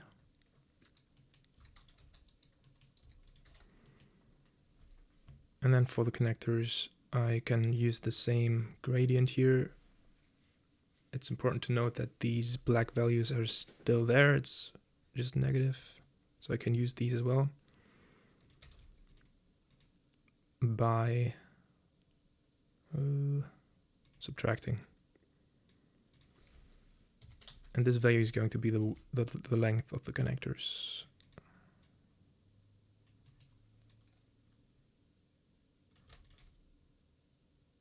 Is it? Hold on.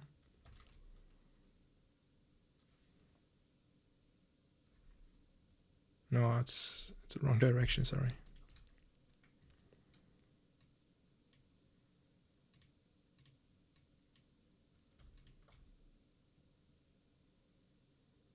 I have to think how I want to have the gradient. Yeah, pretty much like that. I have to add it and then divide. Like that. Length.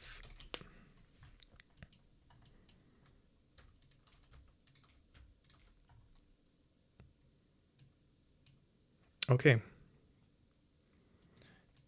Now I have pretty much new coordinates. I have the coordinate along the length of the connectors, and then these repeating coordinates along the width. And I can use these to create the shape.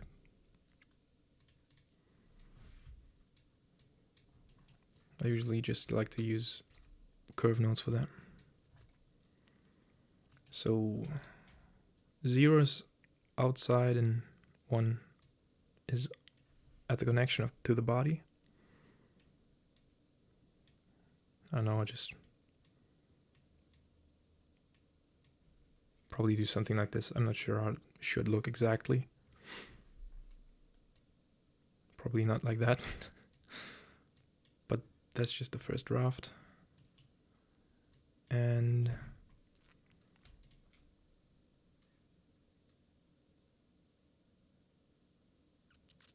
let me think.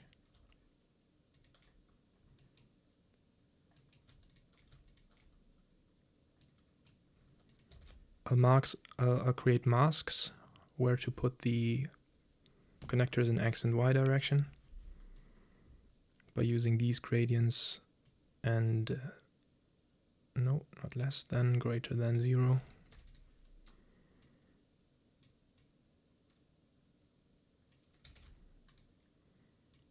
I'm running a little bit out of room. I should have made some more space, but it'll do for now.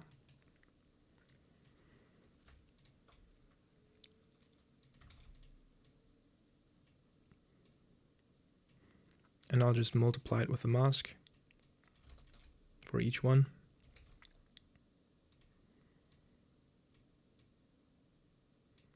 And then combine it with a maximum.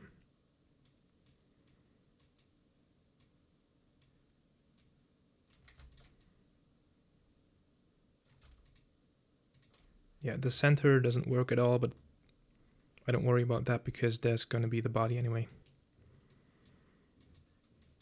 Okay, now I can combine the shapes of the length and the... Oh, hold on, I have to create the shape along the width anyway.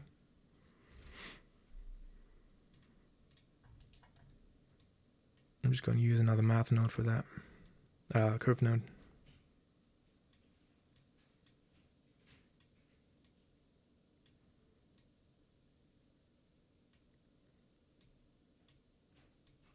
It's probably not the perfect way to do it, but it works. And I'll multiply the two.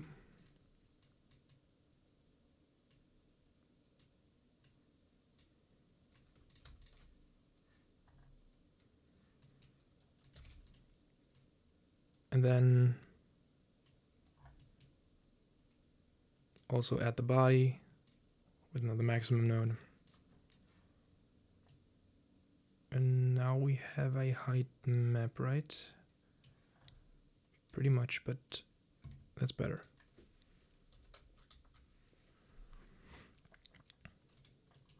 Okay, let's test this. Nope.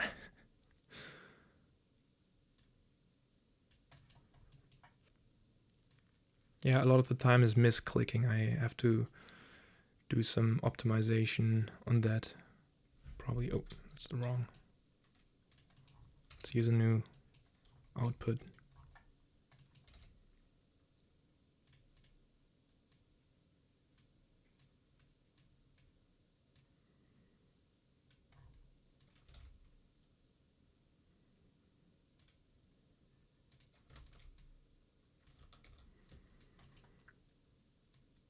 Okay, it's way too high, but it looks about right.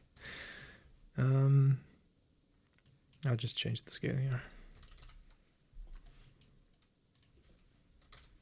And we can't really see anything because the lights are too bright. I'll just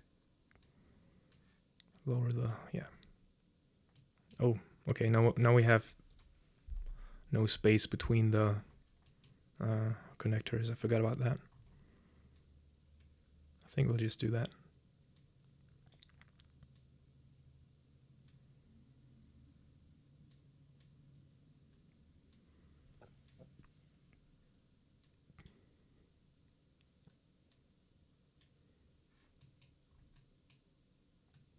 Well, it's not beautiful, but it works.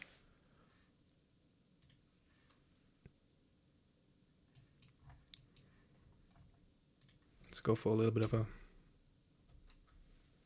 higher width. No, not 0.4. 0.04. Yeah, like that. That's something. And now we can easily, well, it takes a while to preview. I'll just go into the material preview. You can easily change the number of connectors on each side.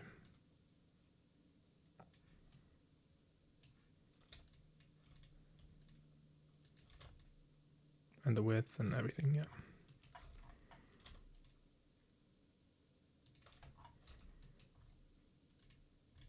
What is this? 0.1?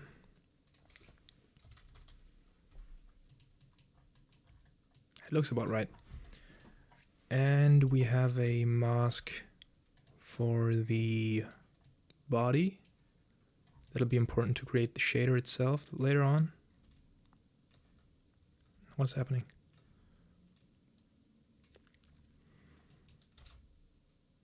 Actually, I'll do that right now, just very quickly.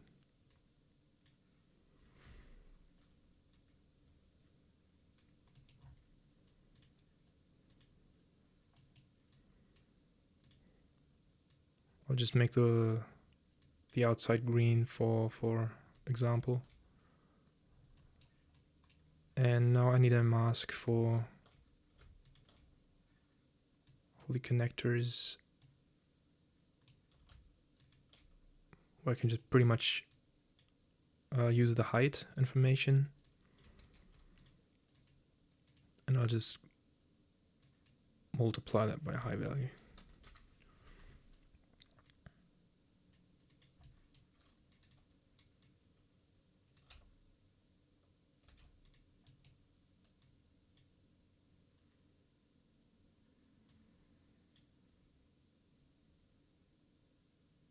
Wait, what am I doing?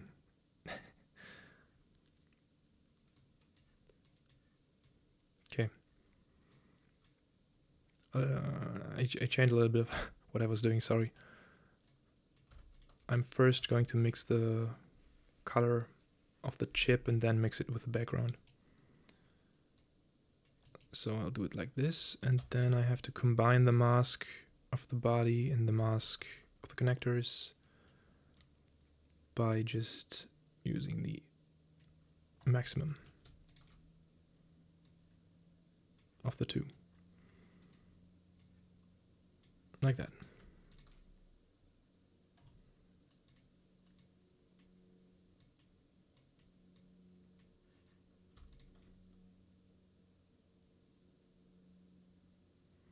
Yeah, the problem is I have the center part as a bug, pretty much. So I'll have to get rid of that by subtracting the body mask. I admit it's getting a bit messy right now, sorry. Okay, that's looking better.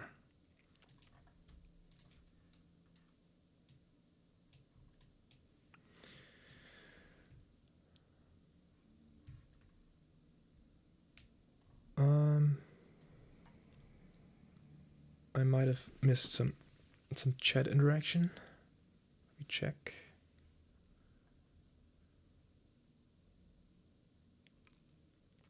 Is there a reasonable way to combine multiple normal maps together? Yeah, sure. It pretty much depends on the way you want to combine them, I think.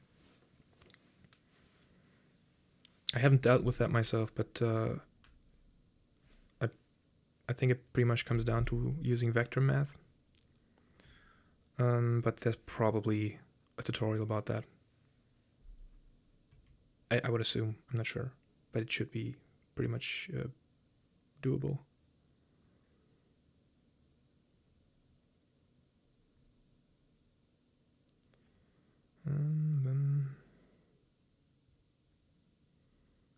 Okay, a question about my procedural bricks video. Where did you edit the video? I'm using for editing DaVinci Resolve. It's free to use, at least for like personal projects. I'm not sure in which sense, but for YouTube, it's fine. It's pretty good. I used HitFilm before, but I very much prefer DaVinci. How did you add the leaf shadows? I actually to get the shadows of the leaves like with an animation, I just added in a tree in 3D actually. I think I used the Grove 3D add-on. Good add-on for creating trees.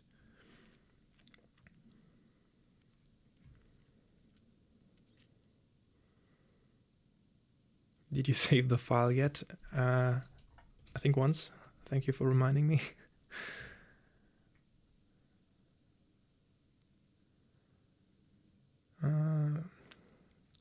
Capacitors, yeah, I'm trying to do a lot of different things. The capacitors are the tubes, right?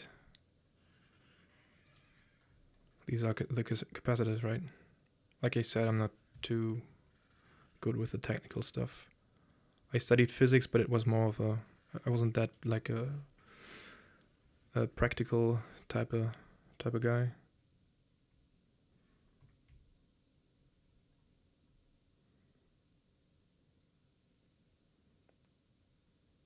Transistors, okay.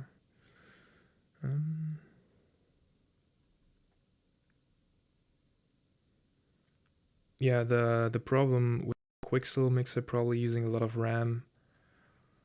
Yeah, I would assume the same thing. That's what I said before. The bitmaps are using a lot of RAM, especially if you have a high resolution. That's the one of the main advantages when you're using procedural shapes like in Blender, with which are just depending on vectors. They are just calculated on the fly without storing a lot of cache. Oh, I'm seeing right now in the reference here that I should probably drastically change the height profile here. Like this, maybe?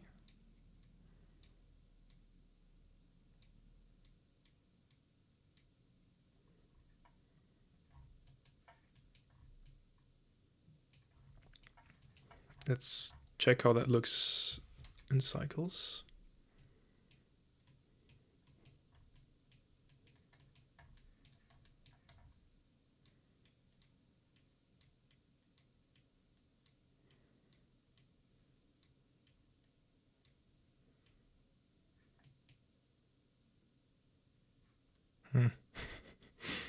Yeah, it's gonna be a small part of the shader, so it doesn't really matter to be perfect.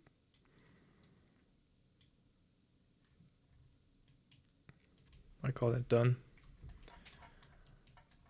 Yeah, and later I can just scatter multiple of these and randomize the input I'm using here to have like a variation on the size.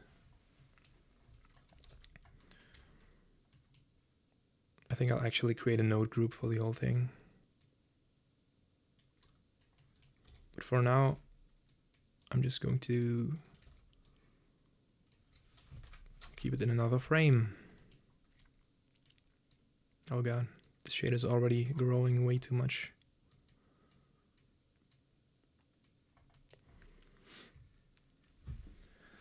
Maybe I should maybe I should at some point just combine the elements and call it quits and just move on to the next one, because it's taking way too long.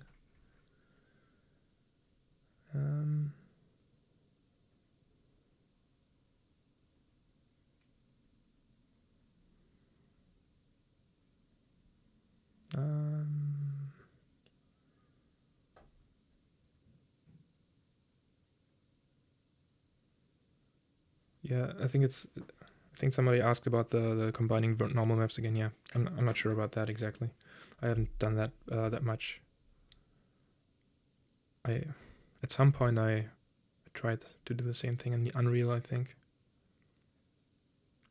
yeah, it was a little bit more complicated. You have to work around the color channels, but I'm not sure how I did it in the end. Good. Yeah, the thing about normals is that they are normalized, so you can't just do anything with different channels however you want. You have to keep all channels in mind at the same time, pretty much, I think. Good. Yeah, then just let's do some tubes. Those should be easy.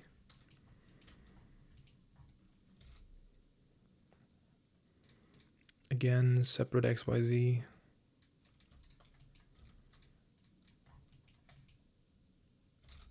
Oh, I actually don't even need that, I think. Back to math for the length, for the radius.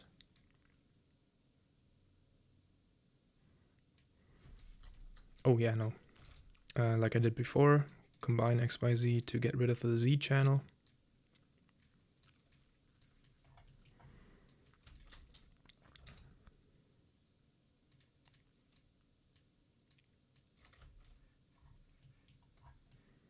I don't really see what I'm doing. Oh yeah, it's using the wrong output.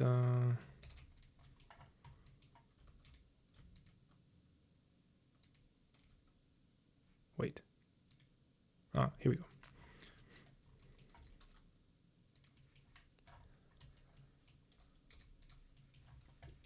Okay. That should be pretty easy. I'm just going to use a radius input.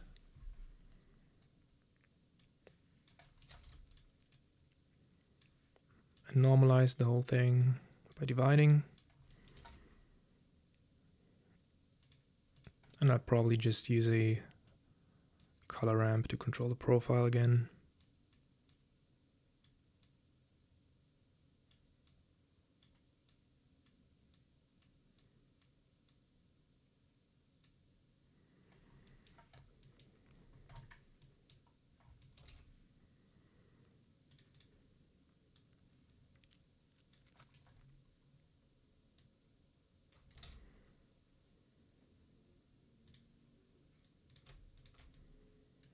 Oh god. That's a very long tube. Yeah. The problem is that I haven't cut it off at 0. Hold on, is that? Yeah, I mean, it would look nicer if I had like a little ring here and some texture on the side, like some text, but text procedurally in Blender is a pain because you don't have like a text node. You have to create it yourself, and I'm not going to do that at all. I probably do like these 3 edges here. It's the same process as the fan. Or like 4 is probably more usual. And then just the color and the material change. I don't think I'm gonna go further than that.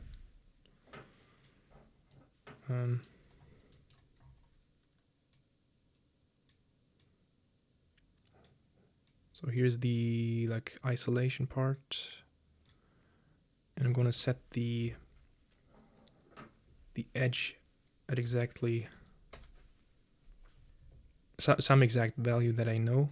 I'm just gonna choose this.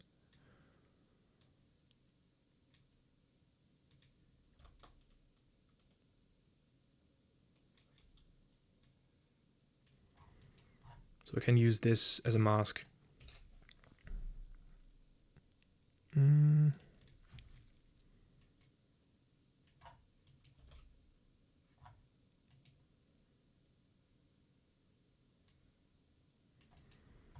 So I'm just gonna take the radius and mask it with the value that I picked, 0.45. Wait. That's not working. Oh, yeah, no, I used the wrong value here. This one.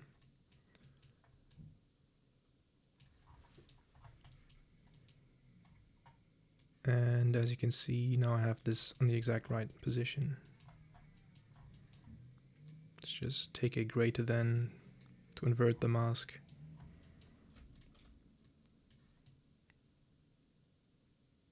Okay.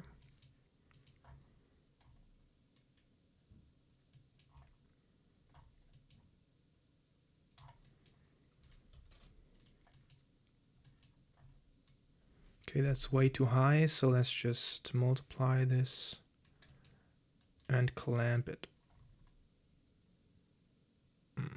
I'm not sure if clamping is actually a good idea, because later on I might want to have negative values, or no, I shouldn't. Should be good.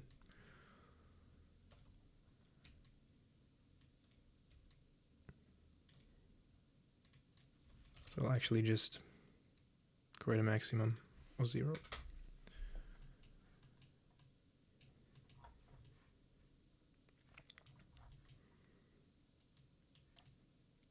I think that should actually be enough already. For the capacitors, I just scatter them around and change the material later on. Oh yeah, no, I wanted to do these edges on top. The way I do that again is just get the angle with the arctan 2.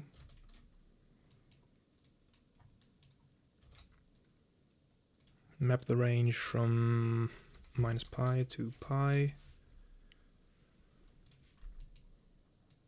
And now clamping is alright because I don't want to animate the thing.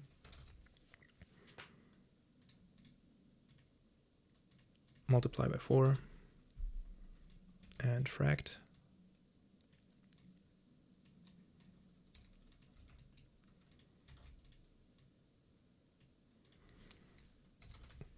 Subtract 0.5, absolute. If you've been here the whole time, you might recognize some patterns of things that I do all the time that just repeat. It might look complicated at the first sight, but once you know what you're doing, you kind of have to just repeat the same steps over and over for the things that you want to achieve, but you have to know what to do in what specific case.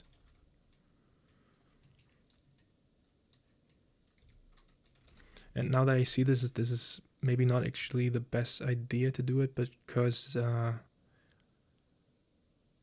this point is always this line here is always going to be one value, so the edge in the center is going to be way tighter than outside, and I don't think I want that. So it's probably a better idea to actually not use the angle,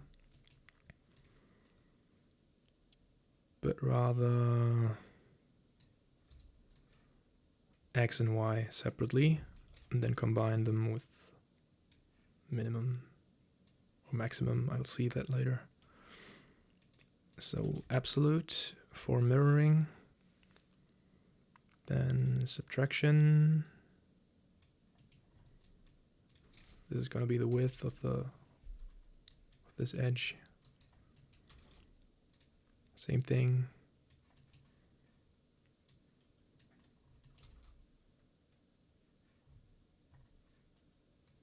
I always pick the wrong one in the first place. So yeah, now I have this cross, which I can just set the scale with the value here.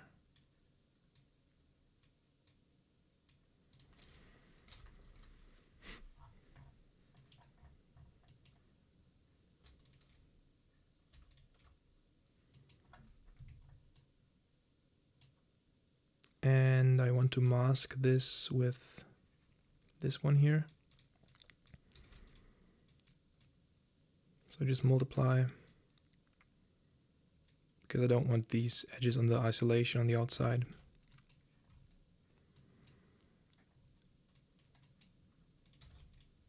And then I multiply them by negative 0.2 something. But okay, I have to clamp before. Now you can see anything, but it's negative now because I want the edges to be like, I want the creases to the inside. So I just add it to the height map.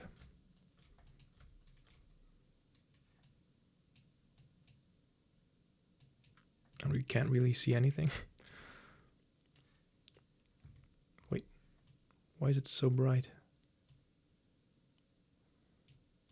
Why is it so insanely bright?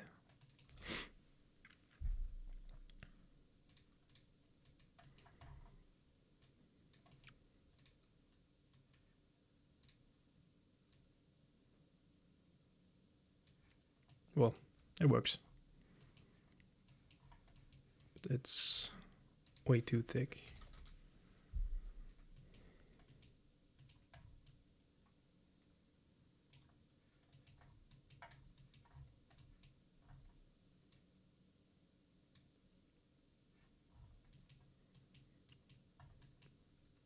Yeah, well, it's good enough for now.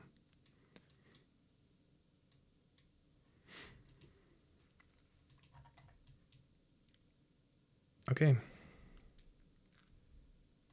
Do I have a mask for the whole thing already?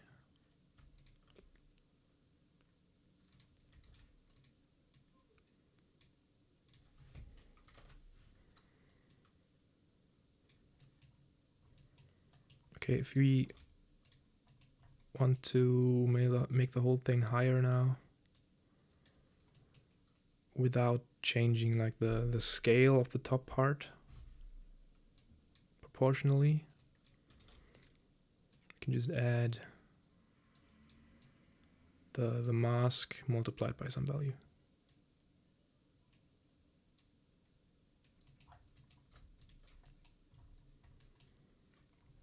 That way this top part won't be stretched like unproportionally.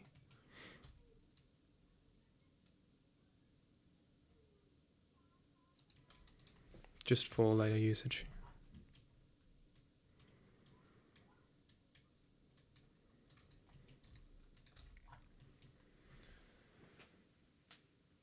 Okay.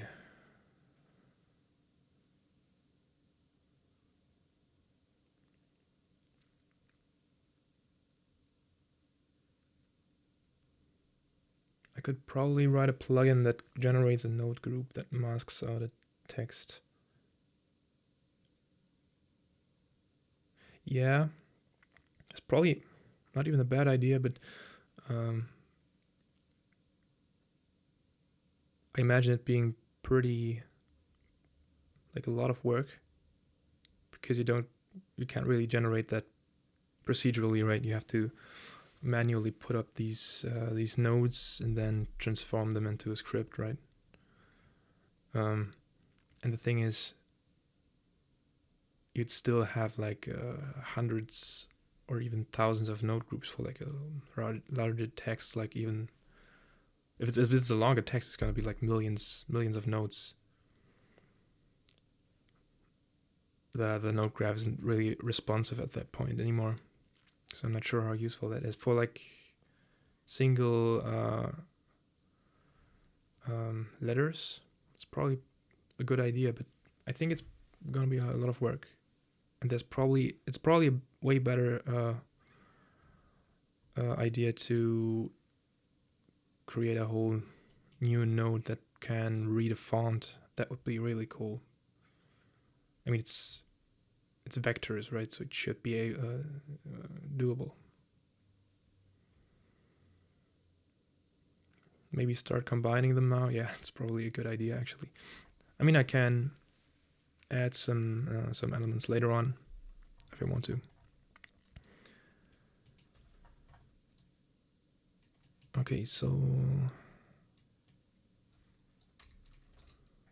we just organized. This is the height map.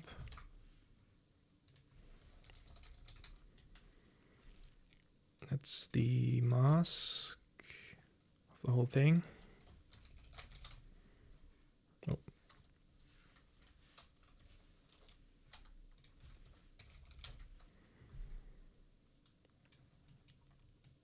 And that's good enough.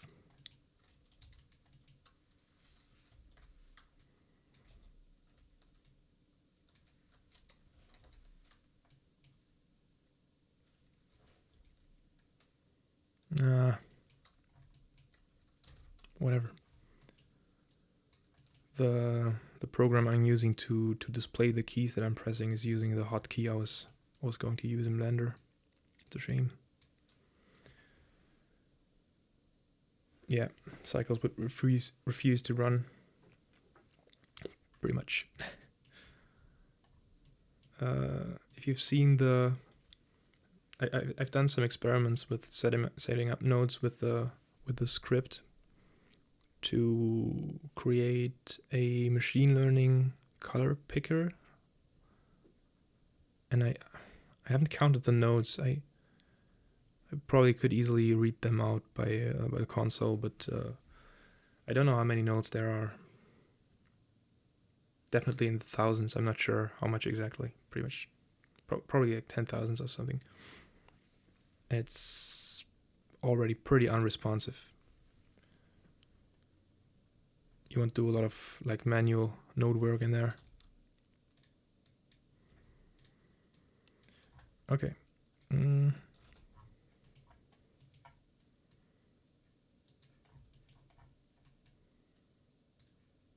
me just organize what we have here. This is the base. Actually, yeah, for placement of the elements, I'm going to go over to the sphere again,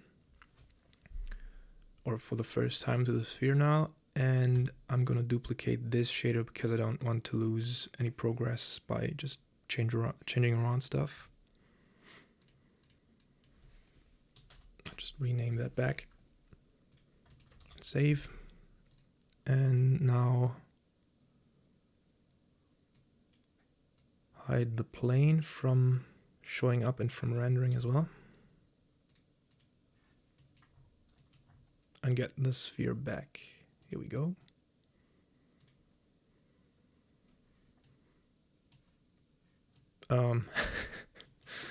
Yeah. Looks about right. I'm actually not going to use the object coordinates anymore, because I want two-dimensional coordinates for this specific setup. For a lot of other shaders, I was actually using object coordinates, but for this one, I'm going to use UVs.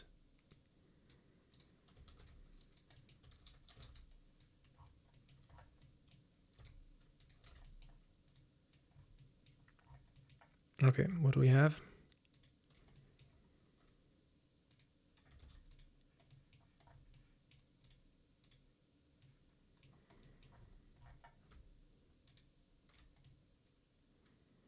I think the usual sphere that you create in Blender is already UV mapped, like this.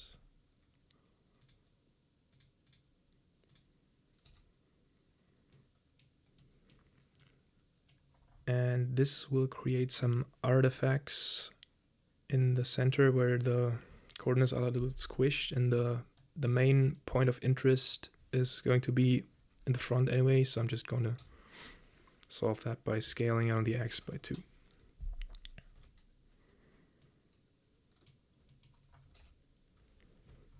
Okay. Actually, hold on a second. I have to go to the restroom for a minute.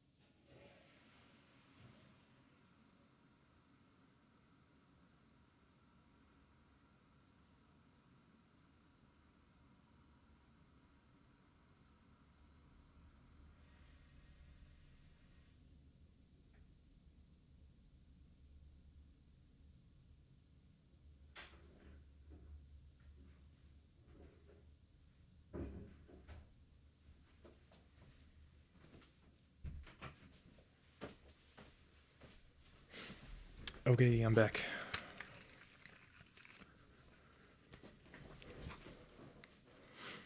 Good. For placement of these elements,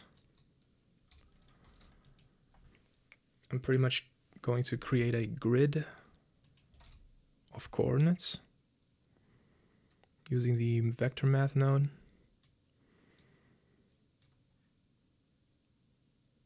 I'm sorry for the really tiny elements here, but I just wanted to connect this one. I can just use now in 2.81 pretty much the same, or a lot of the math functions that I had in the math node. I can actually also now use in the vector math node just for each component separately. So what was I gonna do? I can just use the same fraction method in here. Scale it by a scalar value and then do fraction, and like this, then I can just repeat the UV coordinates. So I have like a grid. And now if let me actually duplicate this one and start anew here.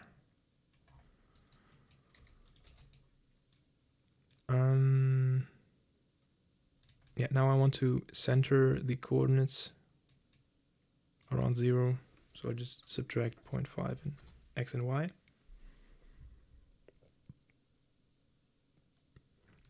Yeah, it's probably a good idea to multiply them by 2. And now I can just plug this as the coordinate for like one of the elements that I created.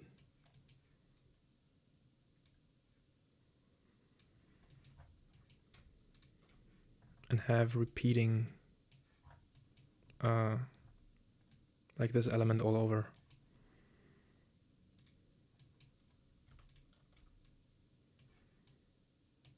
Well, now the height is way out of proportion because the coordinates are scaled, so they are way smaller, but the height stays the same. So I have to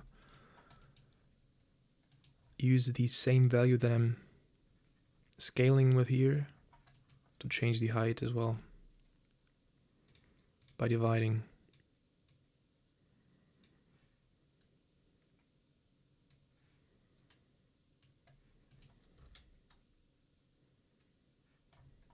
And that works a lot better. Now obviously I don't want the circuit board look like this. I just want to have this on some elements, so I'm just going to create like a mask with random placement. But let me quickly check the chat first.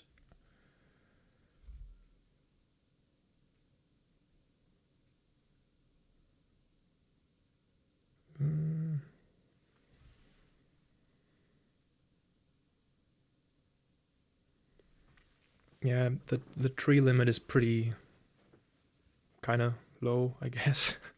I mean, usually you wouldn't go like beyond 1,000 nodes, but sometimes you want to in specific cases. But if you're at that point that you have way too many nodes, it's probably not the right idea to use Blender for the thing you're doing in the first place.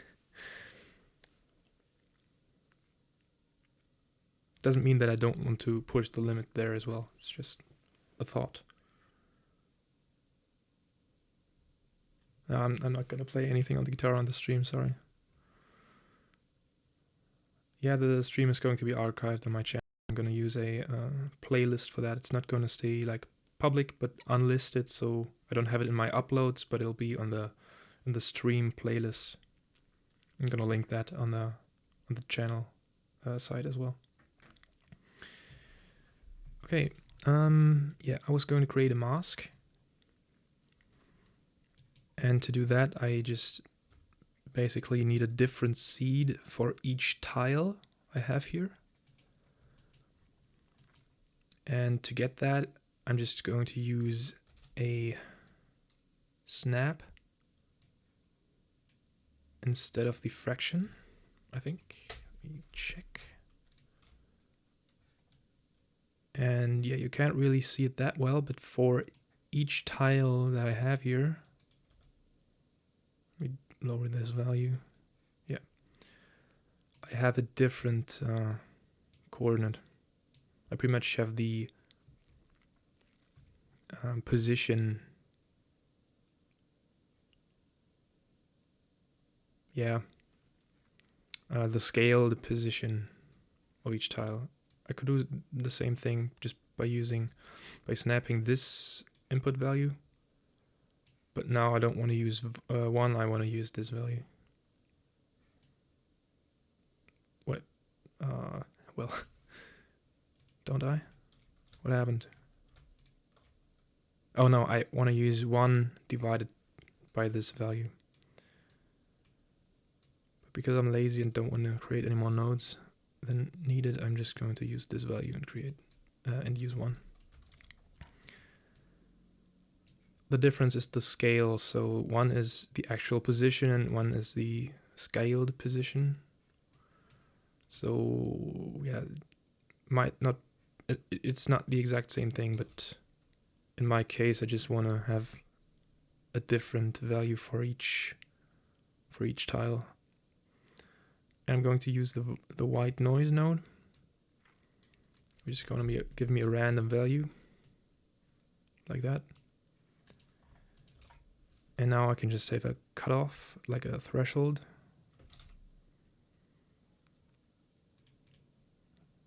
By taking this random value and use a greater than or less than or whatever. And then just have this threshold to change the amount of active tiles that I want.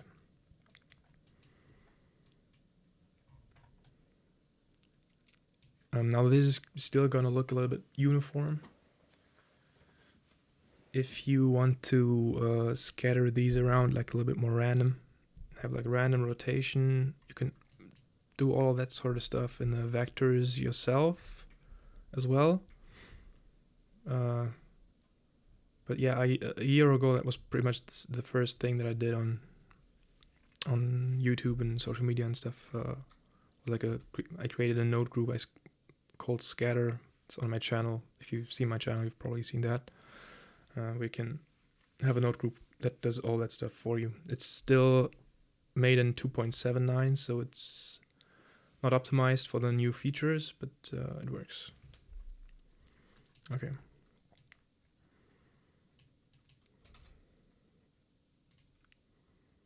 Now we can just multiply the height map with a mask.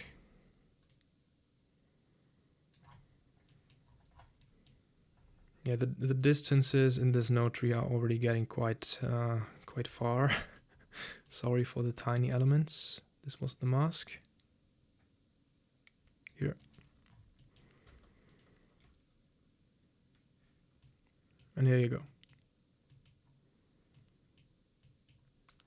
Yeah, there's a problem going on down here because it's a UV sphere, not an icosphere, and the geometry is pretty bad over here. But I'm not going to worry about that.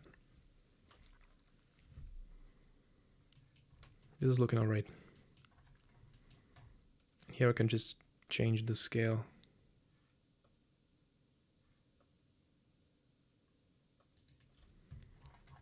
Yeah, now I'm pretty much doing the exact same thing with the other elements. The thing is, I don't want 2 elements in the same place, so you have to keep that in mind when combining the masks. But yeah, there's just a few logical things that you have to think about.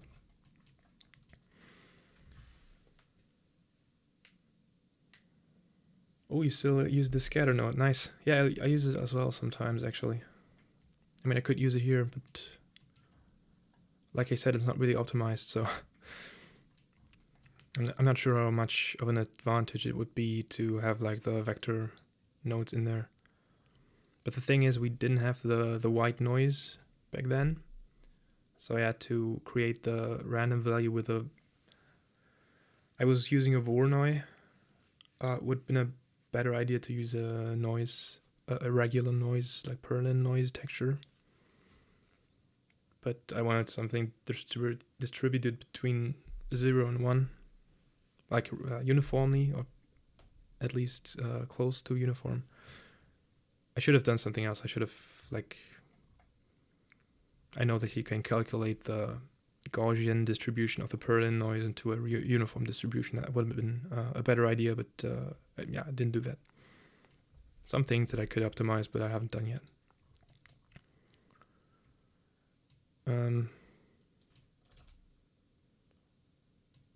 Okay, it's probably a good idea to use a different kind of grid for the... Is it though? Just thinking the problem with using a different grid would be that I can't really use the different masks to combine them. I'd have to use something else.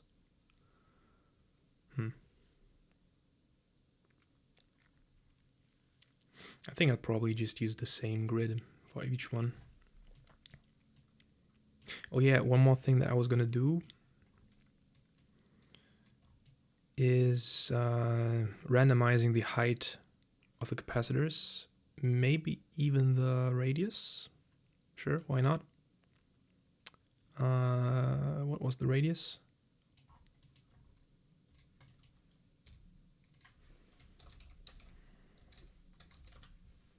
Oh.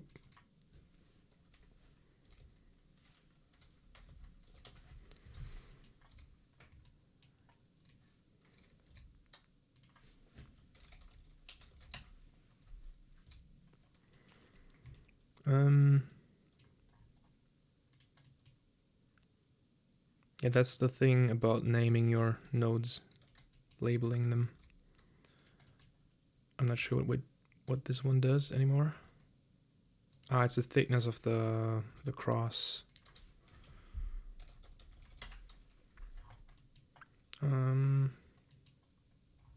Okay, radius, height was here. Yeah. I'm sorry, my workflow is really messy sometimes. But that's additional height.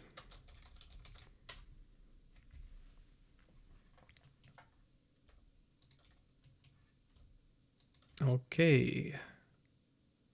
No need to randomize this one, but doesn't matter. Now I want to use, again, random value. Why is this not rendering? Yeah, it's using a wrong output. I think I'll just delete these outputs. I don't need them anymore. Okay. And to get the random size and width and everything, I want to use different random values than these ones. The easiest thing to achieve that is just exposing a fourth dimension, duplicating the thing, and just changing the seed to something else. Now the white noise is going to give you values between 0 and 1, uniformly distributed, so you can just change the range with the map range node. And the radius should be like, right now it's 0.5, so it should probably be between 0.35 and 0.6 maybe.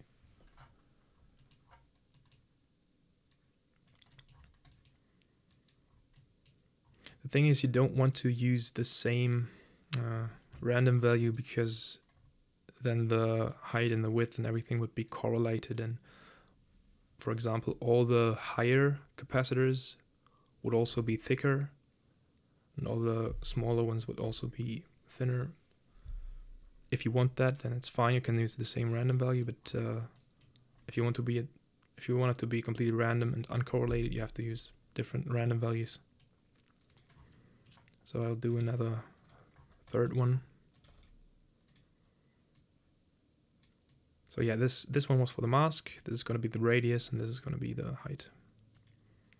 And the additional height should be between 0 and 0.5, I guess.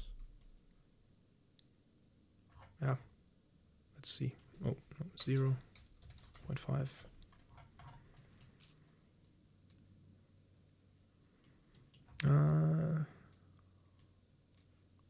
There it is.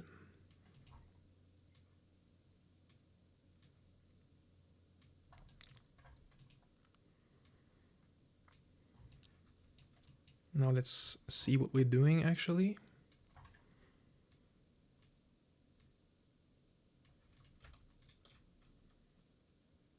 How about that? Random capacitors. Maybe it's not that impressive, but it's something. Okay, same thing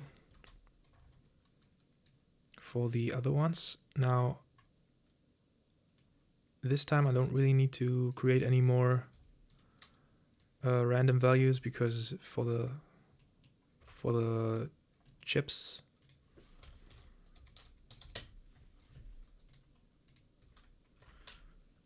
it doesn't matter if the same random values are used, because it's a different tile anyway.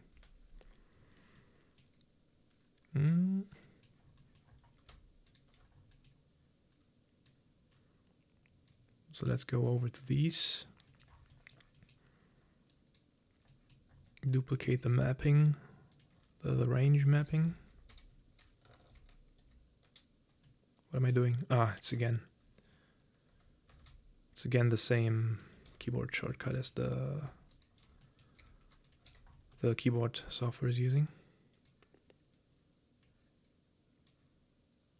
Okay, what do I want to randomize? The basically just the number of connectors, I guess. Yeah, I guess that's it. Between 6 and 24. Not sure if that's even a realistic number. Doesn't matter right now.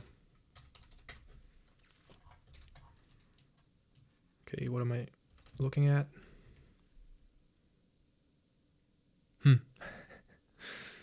Well,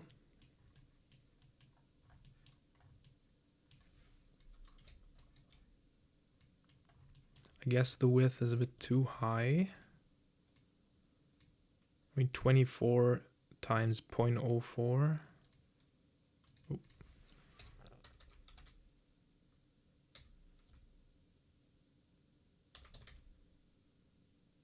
Wait.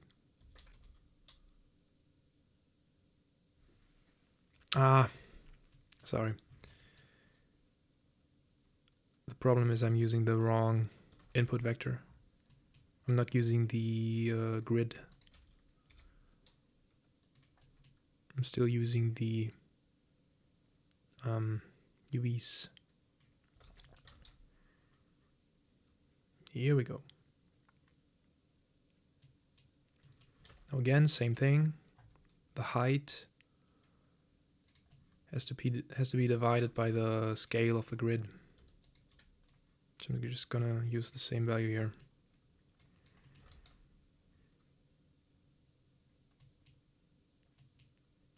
And that's actually already starting to look like a circuit board in some way.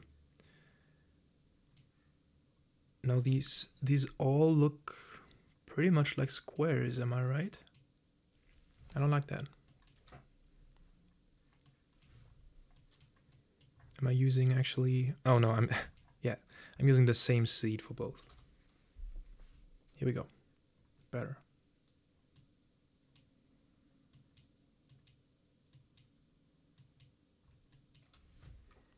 Okay, so the first time in the stream you're probably going to see something that looks more like a circuit board.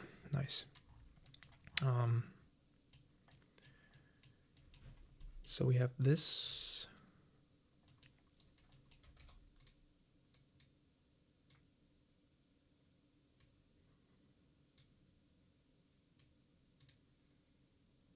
These, and there seems to be a problem with negative displacement. Oh no, okay. The mid-level is 0.5. Here we go.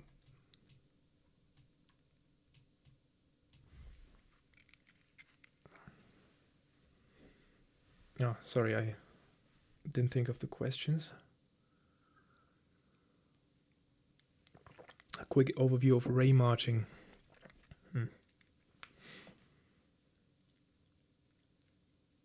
I'm probably going to do a tutorial about that anyway. And maybe working on some of the rest of the November shaders.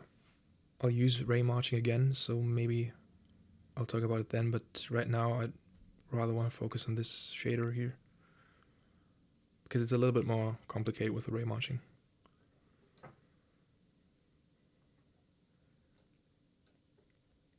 And we can quickly say what it is. Ray marching is basically just sending rays along a vector through a distance field, usually, which tells you how far away from a surface you are, basically. I used the ray marching approach for some of my November shaders. For example, yeah, the first time was here. And the thing is, I wanted to create procedural height maps of an object with a random orientation. The thing of creating these height maps in the way I'm doing it right now is I can't change the orientation other than within the plane that I'm creating it on. I can rotate them like this, like the fan, but not in any other way. I mean, you could work around that, but it's not practical. So the way that I settled with is creating a distance field and then ray marching through that. And ray marching is basically just sending a ray in some direction, like from above, to create a height map, and evaluating how far you are from the surface until you're right on the surface, and then you can just look at the height.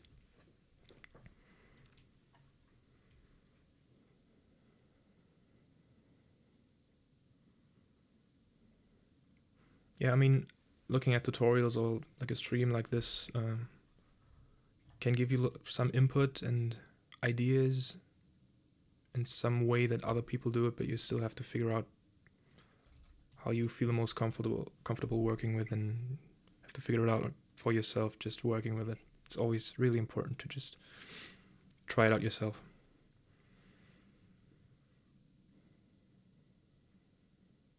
I always wondered if changing 1D noise is faster. You mean just the feedback of the preview if you change the value? Yeah, I've wondered that as well. I don't know. It would be really cool to have like an analyzing tool for your scenes where you can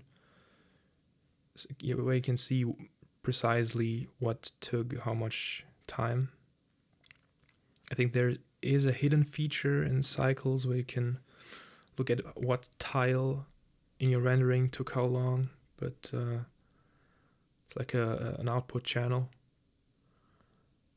But yeah, I mean, it would be cool in every different area in Blender, just seeing how long which node it took or something, like how many milliseconds or something.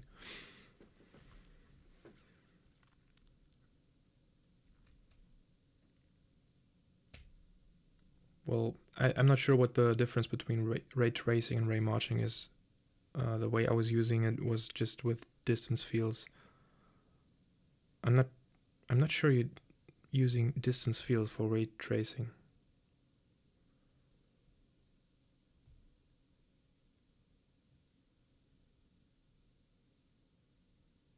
Yeah, I think ray. I'm not. Don't quote me on that. I'm not sure, but I think ray tracing is just setting like constant values, like going in one direction, just with a constant length each step. Again, I'm not sure if that's true, but for ray marching, at least in the approach that I implemented with distance fields, you always know for each point the smallest distance to the next surface, so you're safe to go this far, which makes it a lot more efficient. Yeah, I tried creating like constant step sizes, but the problem is you're running out of nodes. You have like 10 iterations, and it's not at all looking very good, because you have huge steps, like a step size of 0.1 for the height map, but it's not performant at all.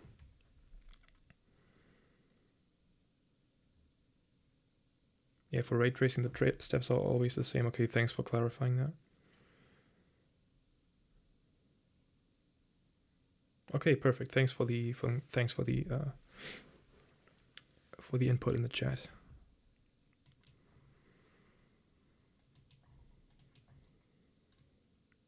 So yeah, it's much more performant to use ray marching for like shaders. Okay. Yeah, the easiest way to make sure that there are not no intersections between different objects that I'm scattering is just using the same random value and checking for different areas. Like if it's probably more intuitive to use a color ramp instead of the greater than. Just change that the constant. And then use, for example, this for the capacitors, and then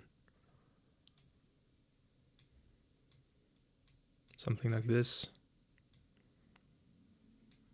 for the chips. And if I want to use a third one, I just have to make sure that these areas don't overlap, because the white is going to be the mask where some element is going to sit.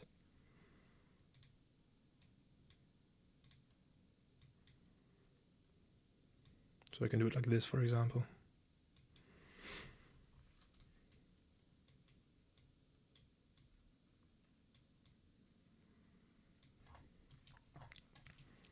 I mean, that's just one of the easiest ways when you're using one grid. If you want to use several different grids that are not aligned, it gets a bit more tricky.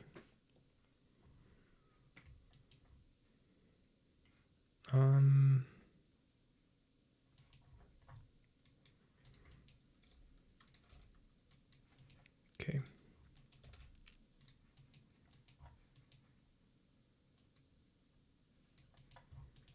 All the time. I think there should probably be like a button you press to scale these nodes, because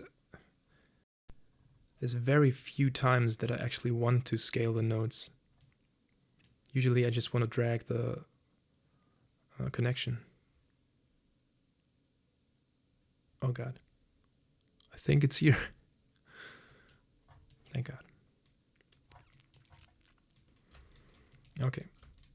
Now, I have to change the way I apply the masks still.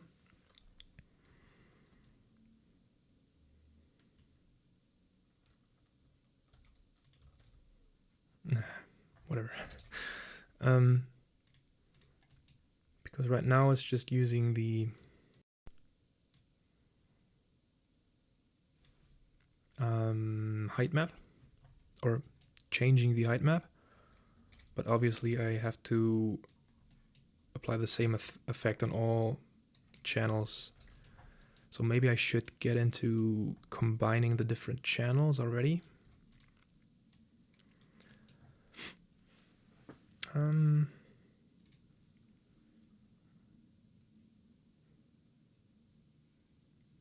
I'm thinking about how I want to combine them, but I probably, just to make it easy, create the shaders for each one on their own and then combine these shaders with mix shaders.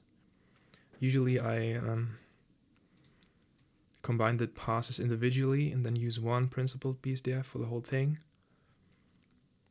I think that's a little bit more performant, but I'm not sure how much of a difference it makes.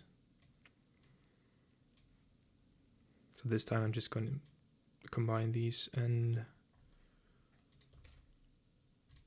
also combine the displacements. This was the mask.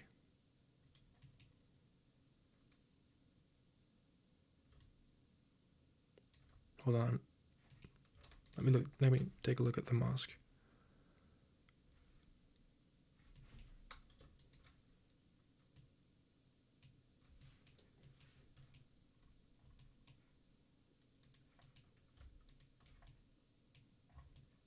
Here we go. I have to get rid of the unused outputs. It's just making a mess. Okay, I want to multiply the masks like this. Here we go.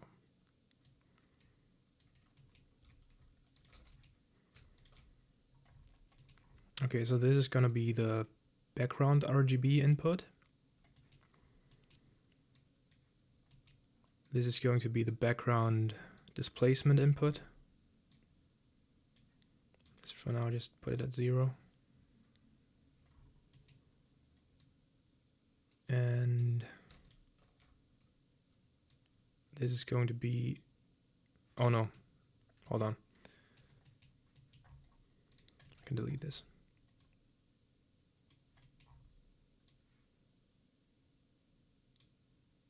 Okay, sorry.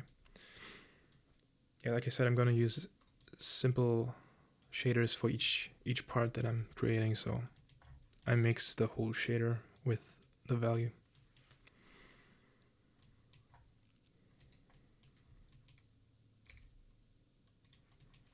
Okay, and then on top, after I mix the chips, I'm going to mix the capacitors.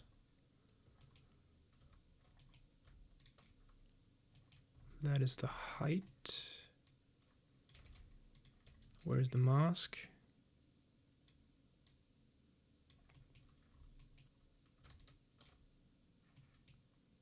Here it is.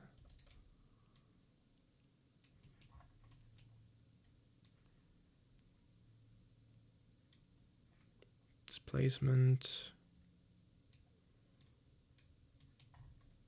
And mix shader.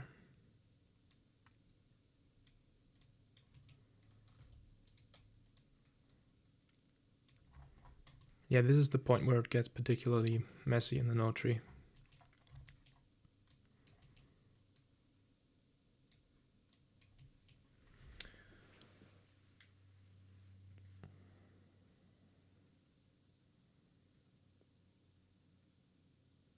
Cycles does not merge shaders, so it will slow things down quite a bit.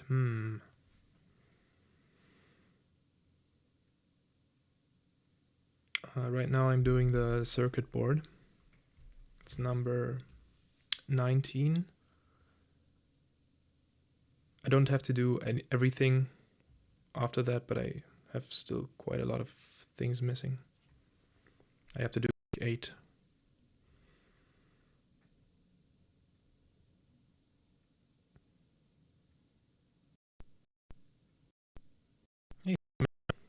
I appreciate that.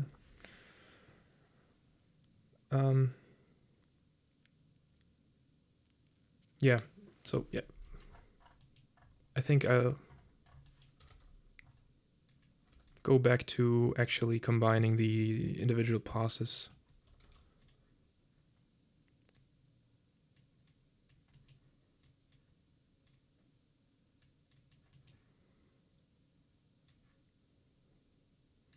It'll just look a lot more messy, but it shouldn't be too bad.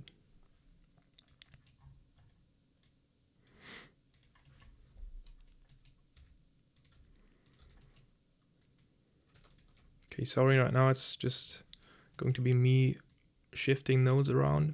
Right now I'm just combining the different passes for the shader. RGB, roughness, right now at least. Maybe I'll have to use some more. Right now it's color, roughness, and displacement.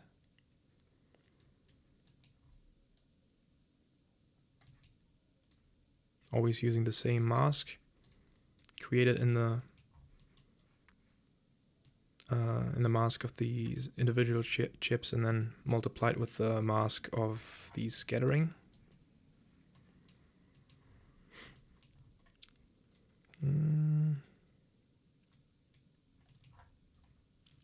Okay. Just move things around a bit. This is going to be the background.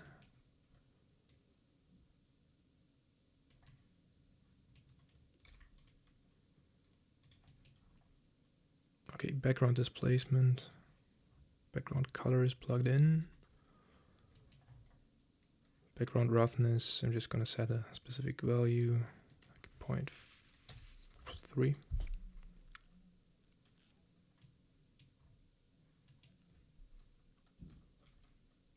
And for the roughness of the chips,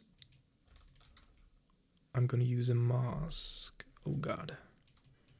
This is not looking right. What's happening?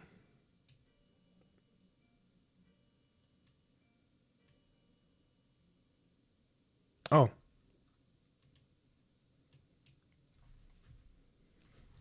Okay.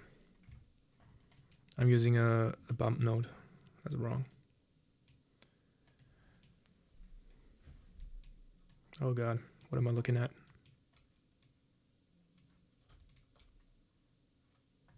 Hey, that's looking like something. Look at that.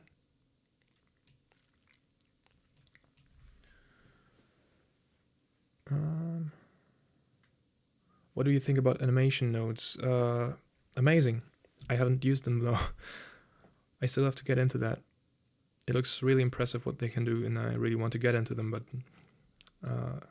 there's already enough to do with shader nodes for me right now. But at some point I really want to get into animation nodes.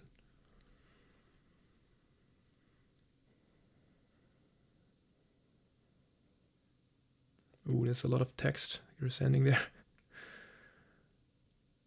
You can watch the whole stream after it ended.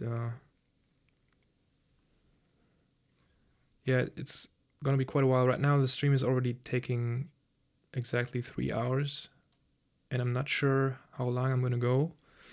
I kind of want to finish this shader at least. But the whole stream is going to be up at the same link within a playlist at my channel. It's alright. You can chat with the other people in the chat as much as you want, but I won't be able to read as much while I'm doing the shader here. No worries. I appreciate the enthusiasm.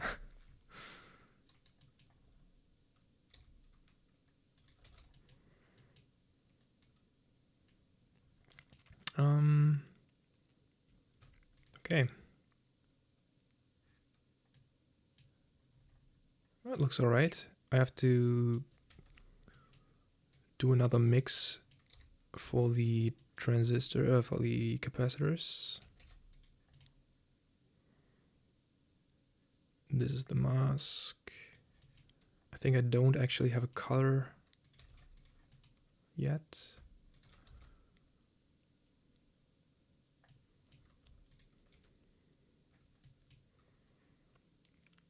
I have to mix here. Oh yeah, I'll probably have to use the metallic pass as well.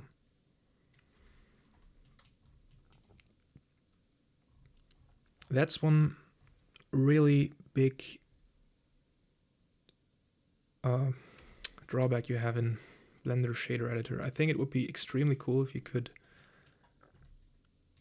just mix shaders like I was going to do in the first place with all the passes, and then when it compiles the shader for rendering, it combines the passes on its own, so you don't have to worry about performance, because just combining all these passes individually is really a pain.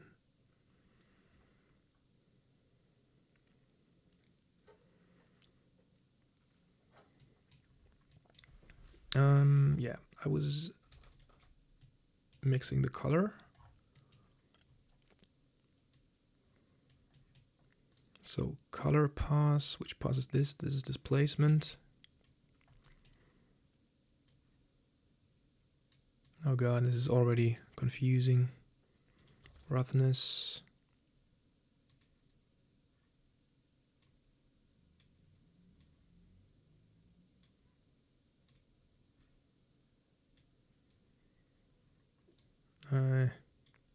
I mean, it should actually be easy to write an add-on for that, right?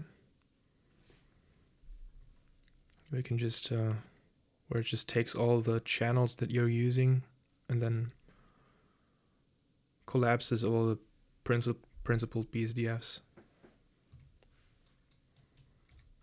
and uses the same factors that you're using for the shader,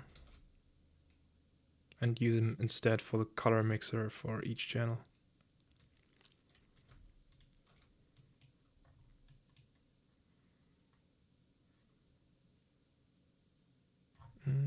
Color.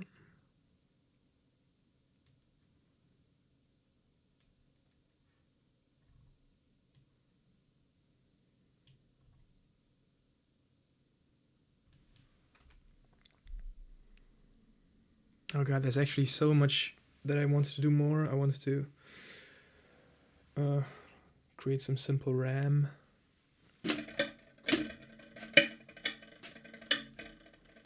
Oh god. And some different elements, which would take like so much longer.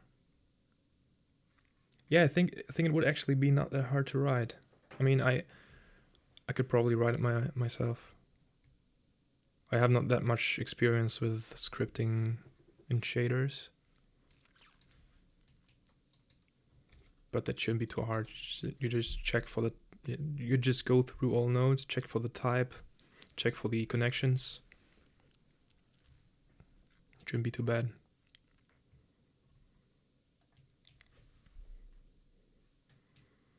Okay, I have to use the metallic, the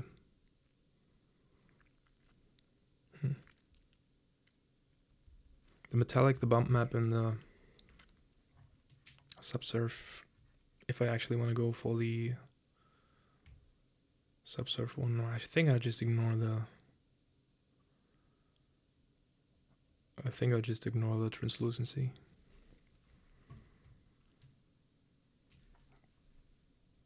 I'm really not too confident about this circuitry. It looks pretty bad.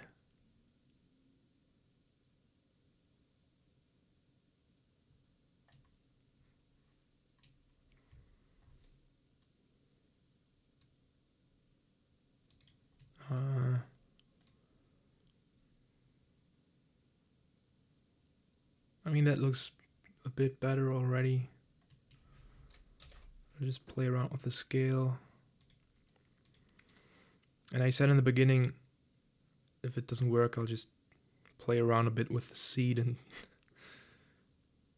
until it doesn't look as bad. because I really don't want to waste so much time on getting right circuitry, but because that would be like, that could take a while.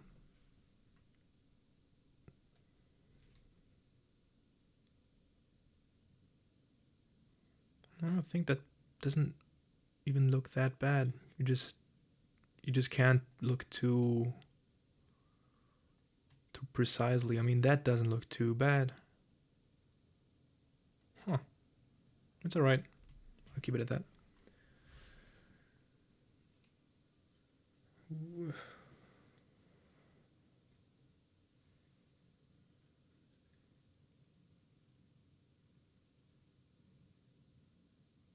Node-based rigging. Huh. Sounds interesting. You can wrap it up. Yeah, thanks for the kind words, but I'm kind of a perfectionist, I guess, and I really want to push it a bit further even. I mean, I have the fan still. I want to include some blinking lights. That shouldn't be too bad. And probably like some pins, some simple stuff.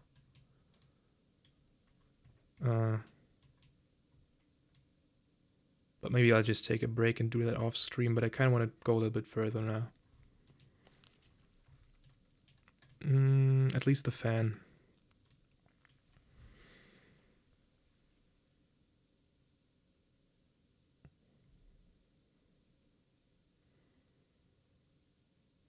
Have you ever used Houdini? No, I haven't. Well, I have used it for like a masterclass I attended, but I didn't know anything about Houdini before, and I got a glimpse of it, but it's not like I really used it for a specific project or something. I wouldn't know my way around Houdini at all. But I'm very much interested in using Houdini. It looks very promising for VFX.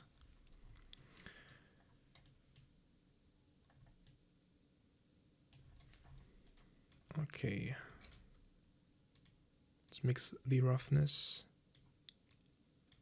Yeah, building these shaders is usually taking a long time. Not as long as on stream right now. I mean, it took me 3 hours to do this, but that was just because most of the time I was explaining something. And usually when I work, I don't have to explain the stuff to myself, so it's a bit quicker. But still, it takes a lot of time, and I'm not going to do everything on stream because I'm just going to be too slow for that. And yeah, I thought it would just be a good idea to test this out. Make a stream just when I'm working. I might as well just throw on the camera and the screen capture and talk about the stuff I'm doing.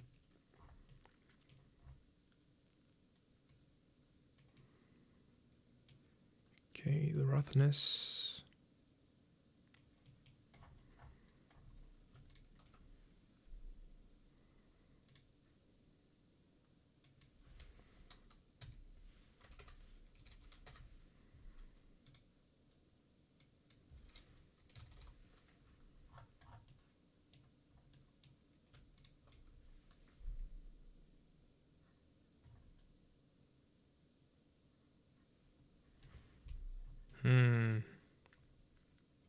I have to say I'm not too happy with the ground, with the plate itself.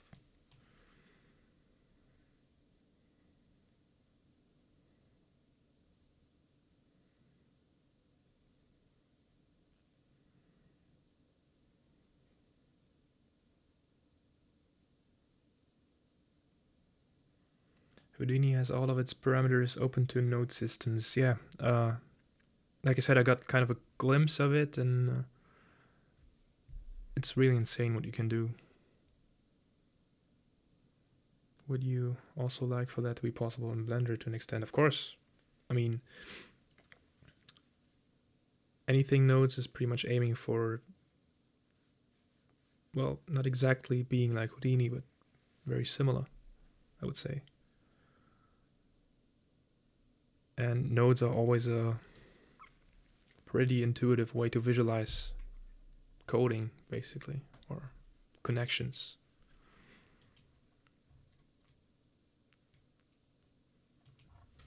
Okay. Okay, next thing I'm going to do is just create the fan.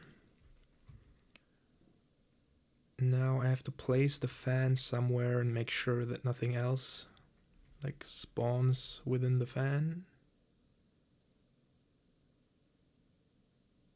I can just mix it in between, I think. Or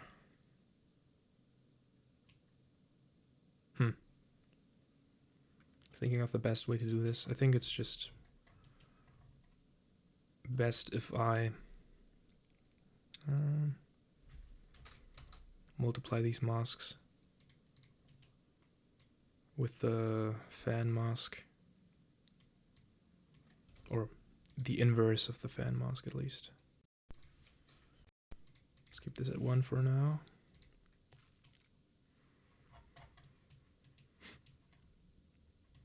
And I should place the fan within the grid.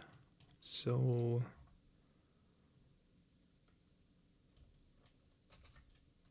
let's add a division node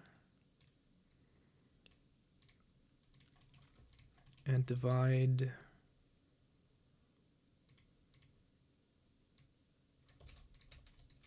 for the placement some value by the grid parameter that I was introducing before.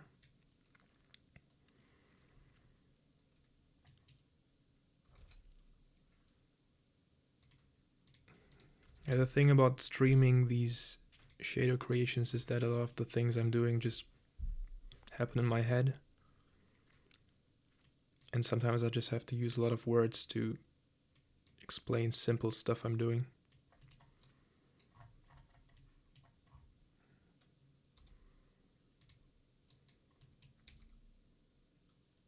Okay, so I use the UVs and offset them by this vector that I just created.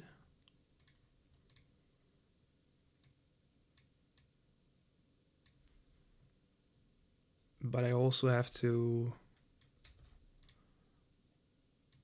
center the coordinates by subtracting 0.5 and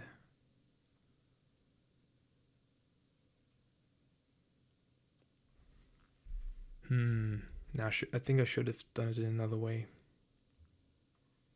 Hold on.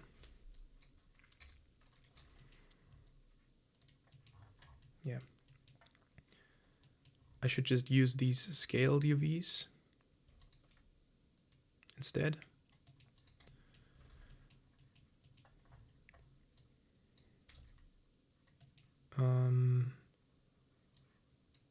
And then, yeah, that's better.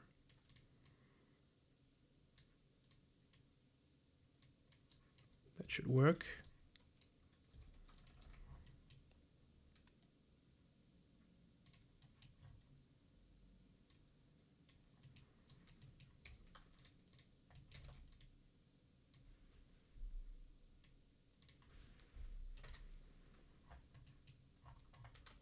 Okay. Yeah, sometimes I just spend a lot of time not even looking at the preview and just creating notes. Sometimes it turns out pretty good. Sometimes I haven't done at all what I wanted to do. Okay, where is the fan? Oh, here we go. Yeah, I think the numbers have to be a lot higher. And right now, the fan has the size of one tile, which is a little bit too small.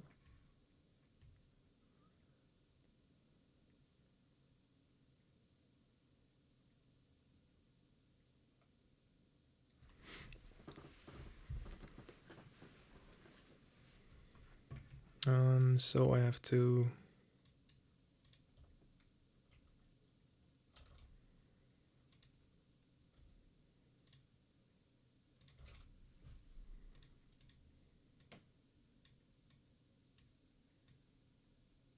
I have to scale them differently. Okay, so 2. The thing is, I want to have that still on the grid that I introduced earlier to fit with the other pieces. And I just have to think 2 divided by 2 divided by, yeah, okay, 3 or 5 or 7. I think 3 is all right.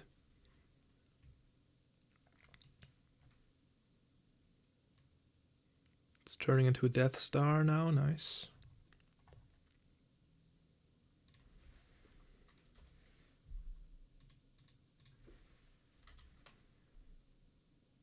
Yeah, I didn't round them. I forgot to round them. So if I want to change that, I have to round it.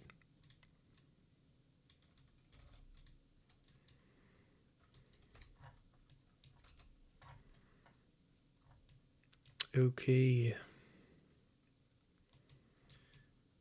Okay, now to combining it, I want to make sure that there's not going to be any pieces at the same spots as the fan. So I'll just create a mask of where the fan is going to be.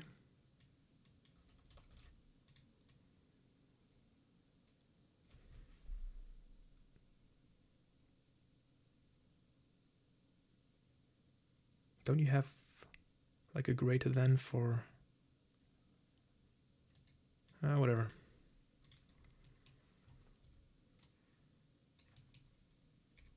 I'm just going to use a separate XYZ. And absolute less than 0.5.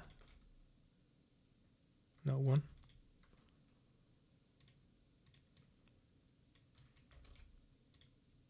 Same for Y.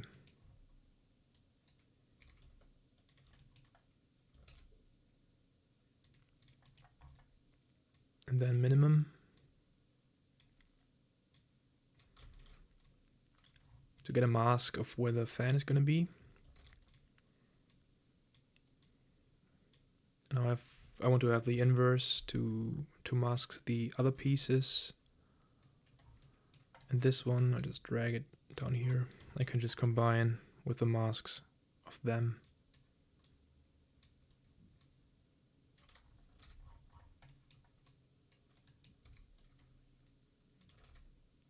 Nope.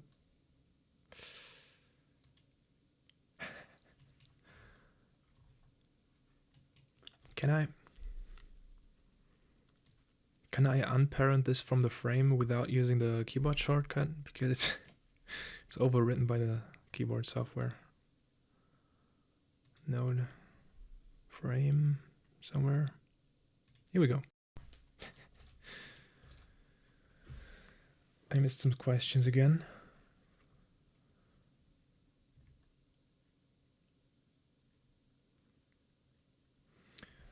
Can displacement maps model the pins under the capacitors? Technically, well, the problem is right now I'm using just one-dimensional height displacement, and this is always just going in one direction. So if there's something that curves down, you can't really model that with this type of displacement. If you want to create something like this, you can here we go. You can use vector displacement. You can pretty much achieve any sort of shape that you want. Like here, for example, in this snowman. As you see the clay render fade in, you can see, for example, that here's a connection of the geometry which is hidden later on. because it's actually the head is connected at the center here. In there. But you can create any thinkable shape basically. But it's a lot more complicated than just creating a height map. Yeah. I'll probably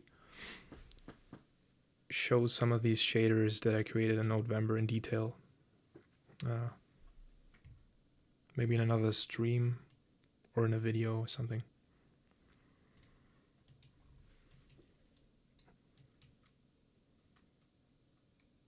Okay, what did I do? Yeah, I was going to read the chat, but just quickly. Wait. No? Oh. It's not connected. Well.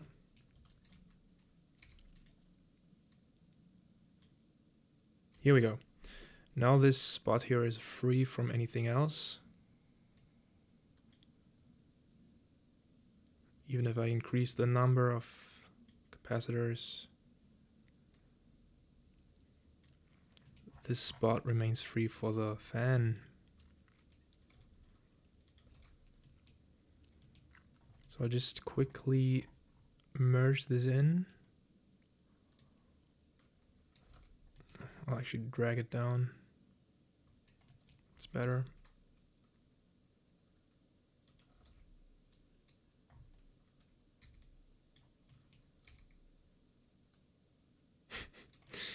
Yeah, the node tree is already a mess. An absolute mess. It's actually one of the worst ones because it just has so many elements. Do I have a mask?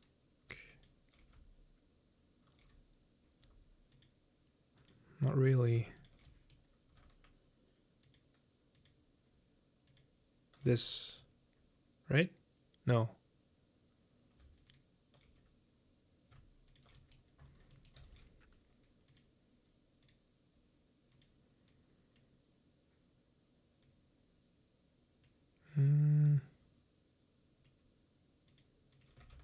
This.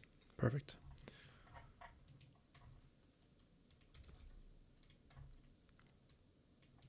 Okay.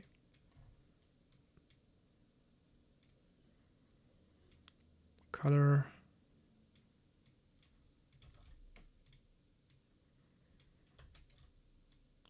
Height. Or no, displacement, I mean.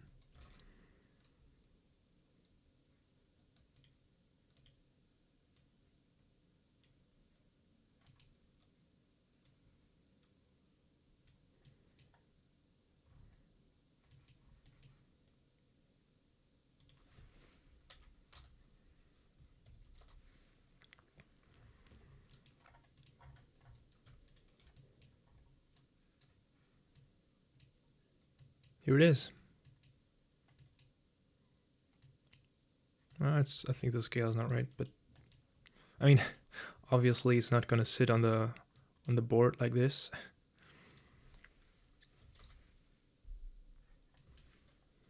But for now, and it rotates.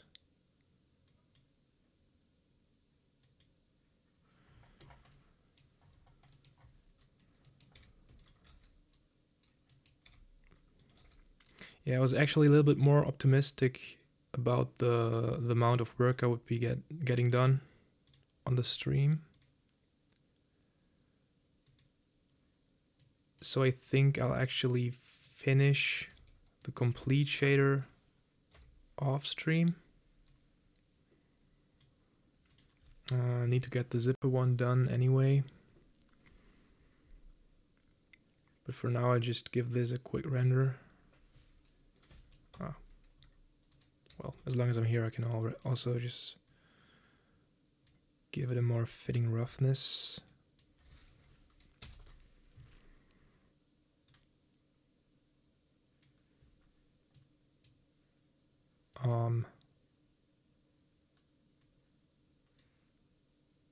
Here we go. Make it darker.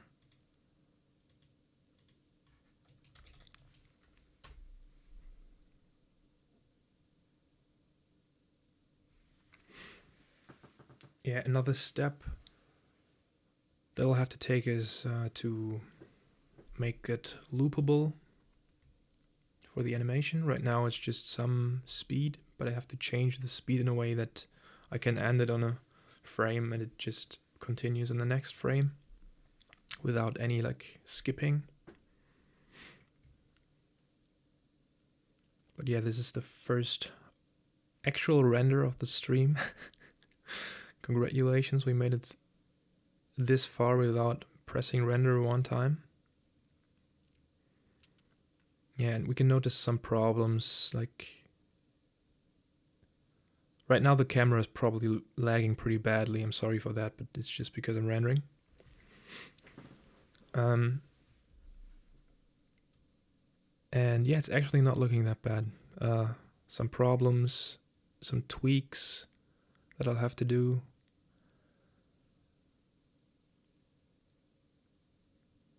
I'm really not too happy with with the circuitry, but yeah,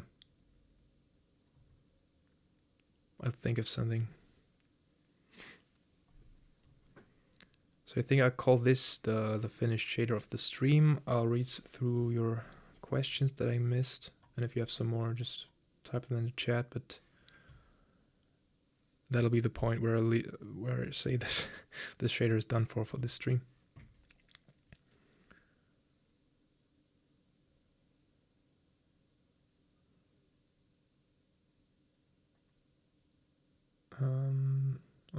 Okay. I missed quite a few things, I think. Oh, I missed a lot. But I think mostly was just you guys talking in the chat.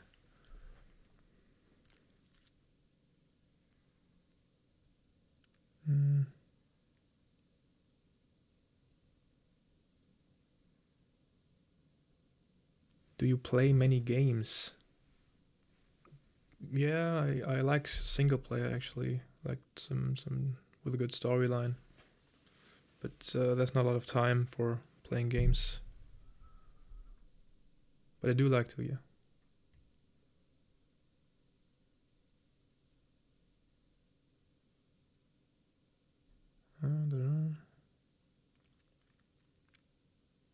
Oh. I actually did save it this time. You can see, well, you can't see on the stream, but there's no star anymore. I do sometimes save it automatically. Yeah, now that you don't have to click again after pressing Control S, it's not that apparent, but I have it like in my memory, in my hand.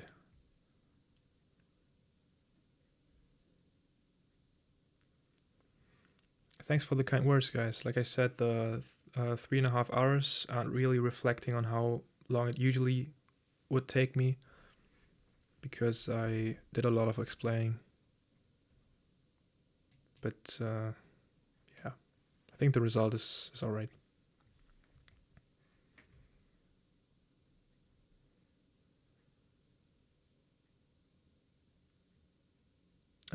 I'm trying to catch up with all the things in the chat here, so don't mind me just reading here in silence.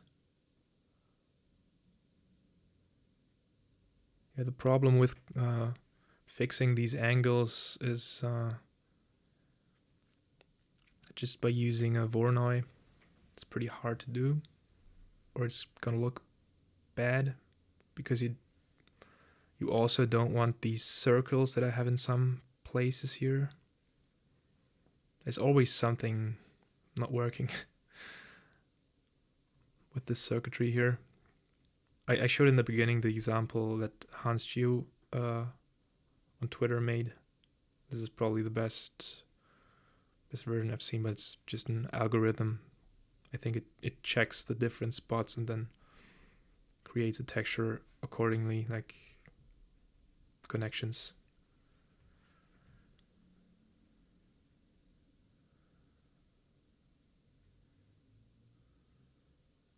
I was planning to do like more streams of creating these shaders, but from the experience of this stream, I mean, it was fun, but it also was a lot of me explaining things, and that's kind of holding me back from actually getting work done on the shader. I'll definitely do more streams in general, like to explain things, but probably not to create the November shaders. Maybe like taking a look at shaders I already did. I think that's a better idea, not to try to get work done, just to explain some things.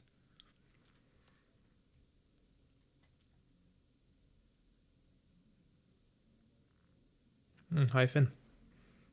I'm glad you liked it. Yeah, I answered some of these questions.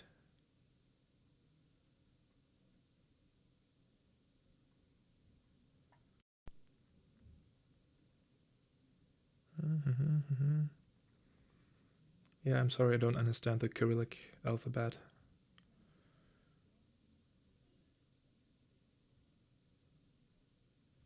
Okay, I'll wrap it up, I think. Thanks everyone for watching. If you made it this far, congratulations, or if you just tuned in, and check back to the YouTube channel and watch the stream there. If you came from Twitter, the link will still work afterwards.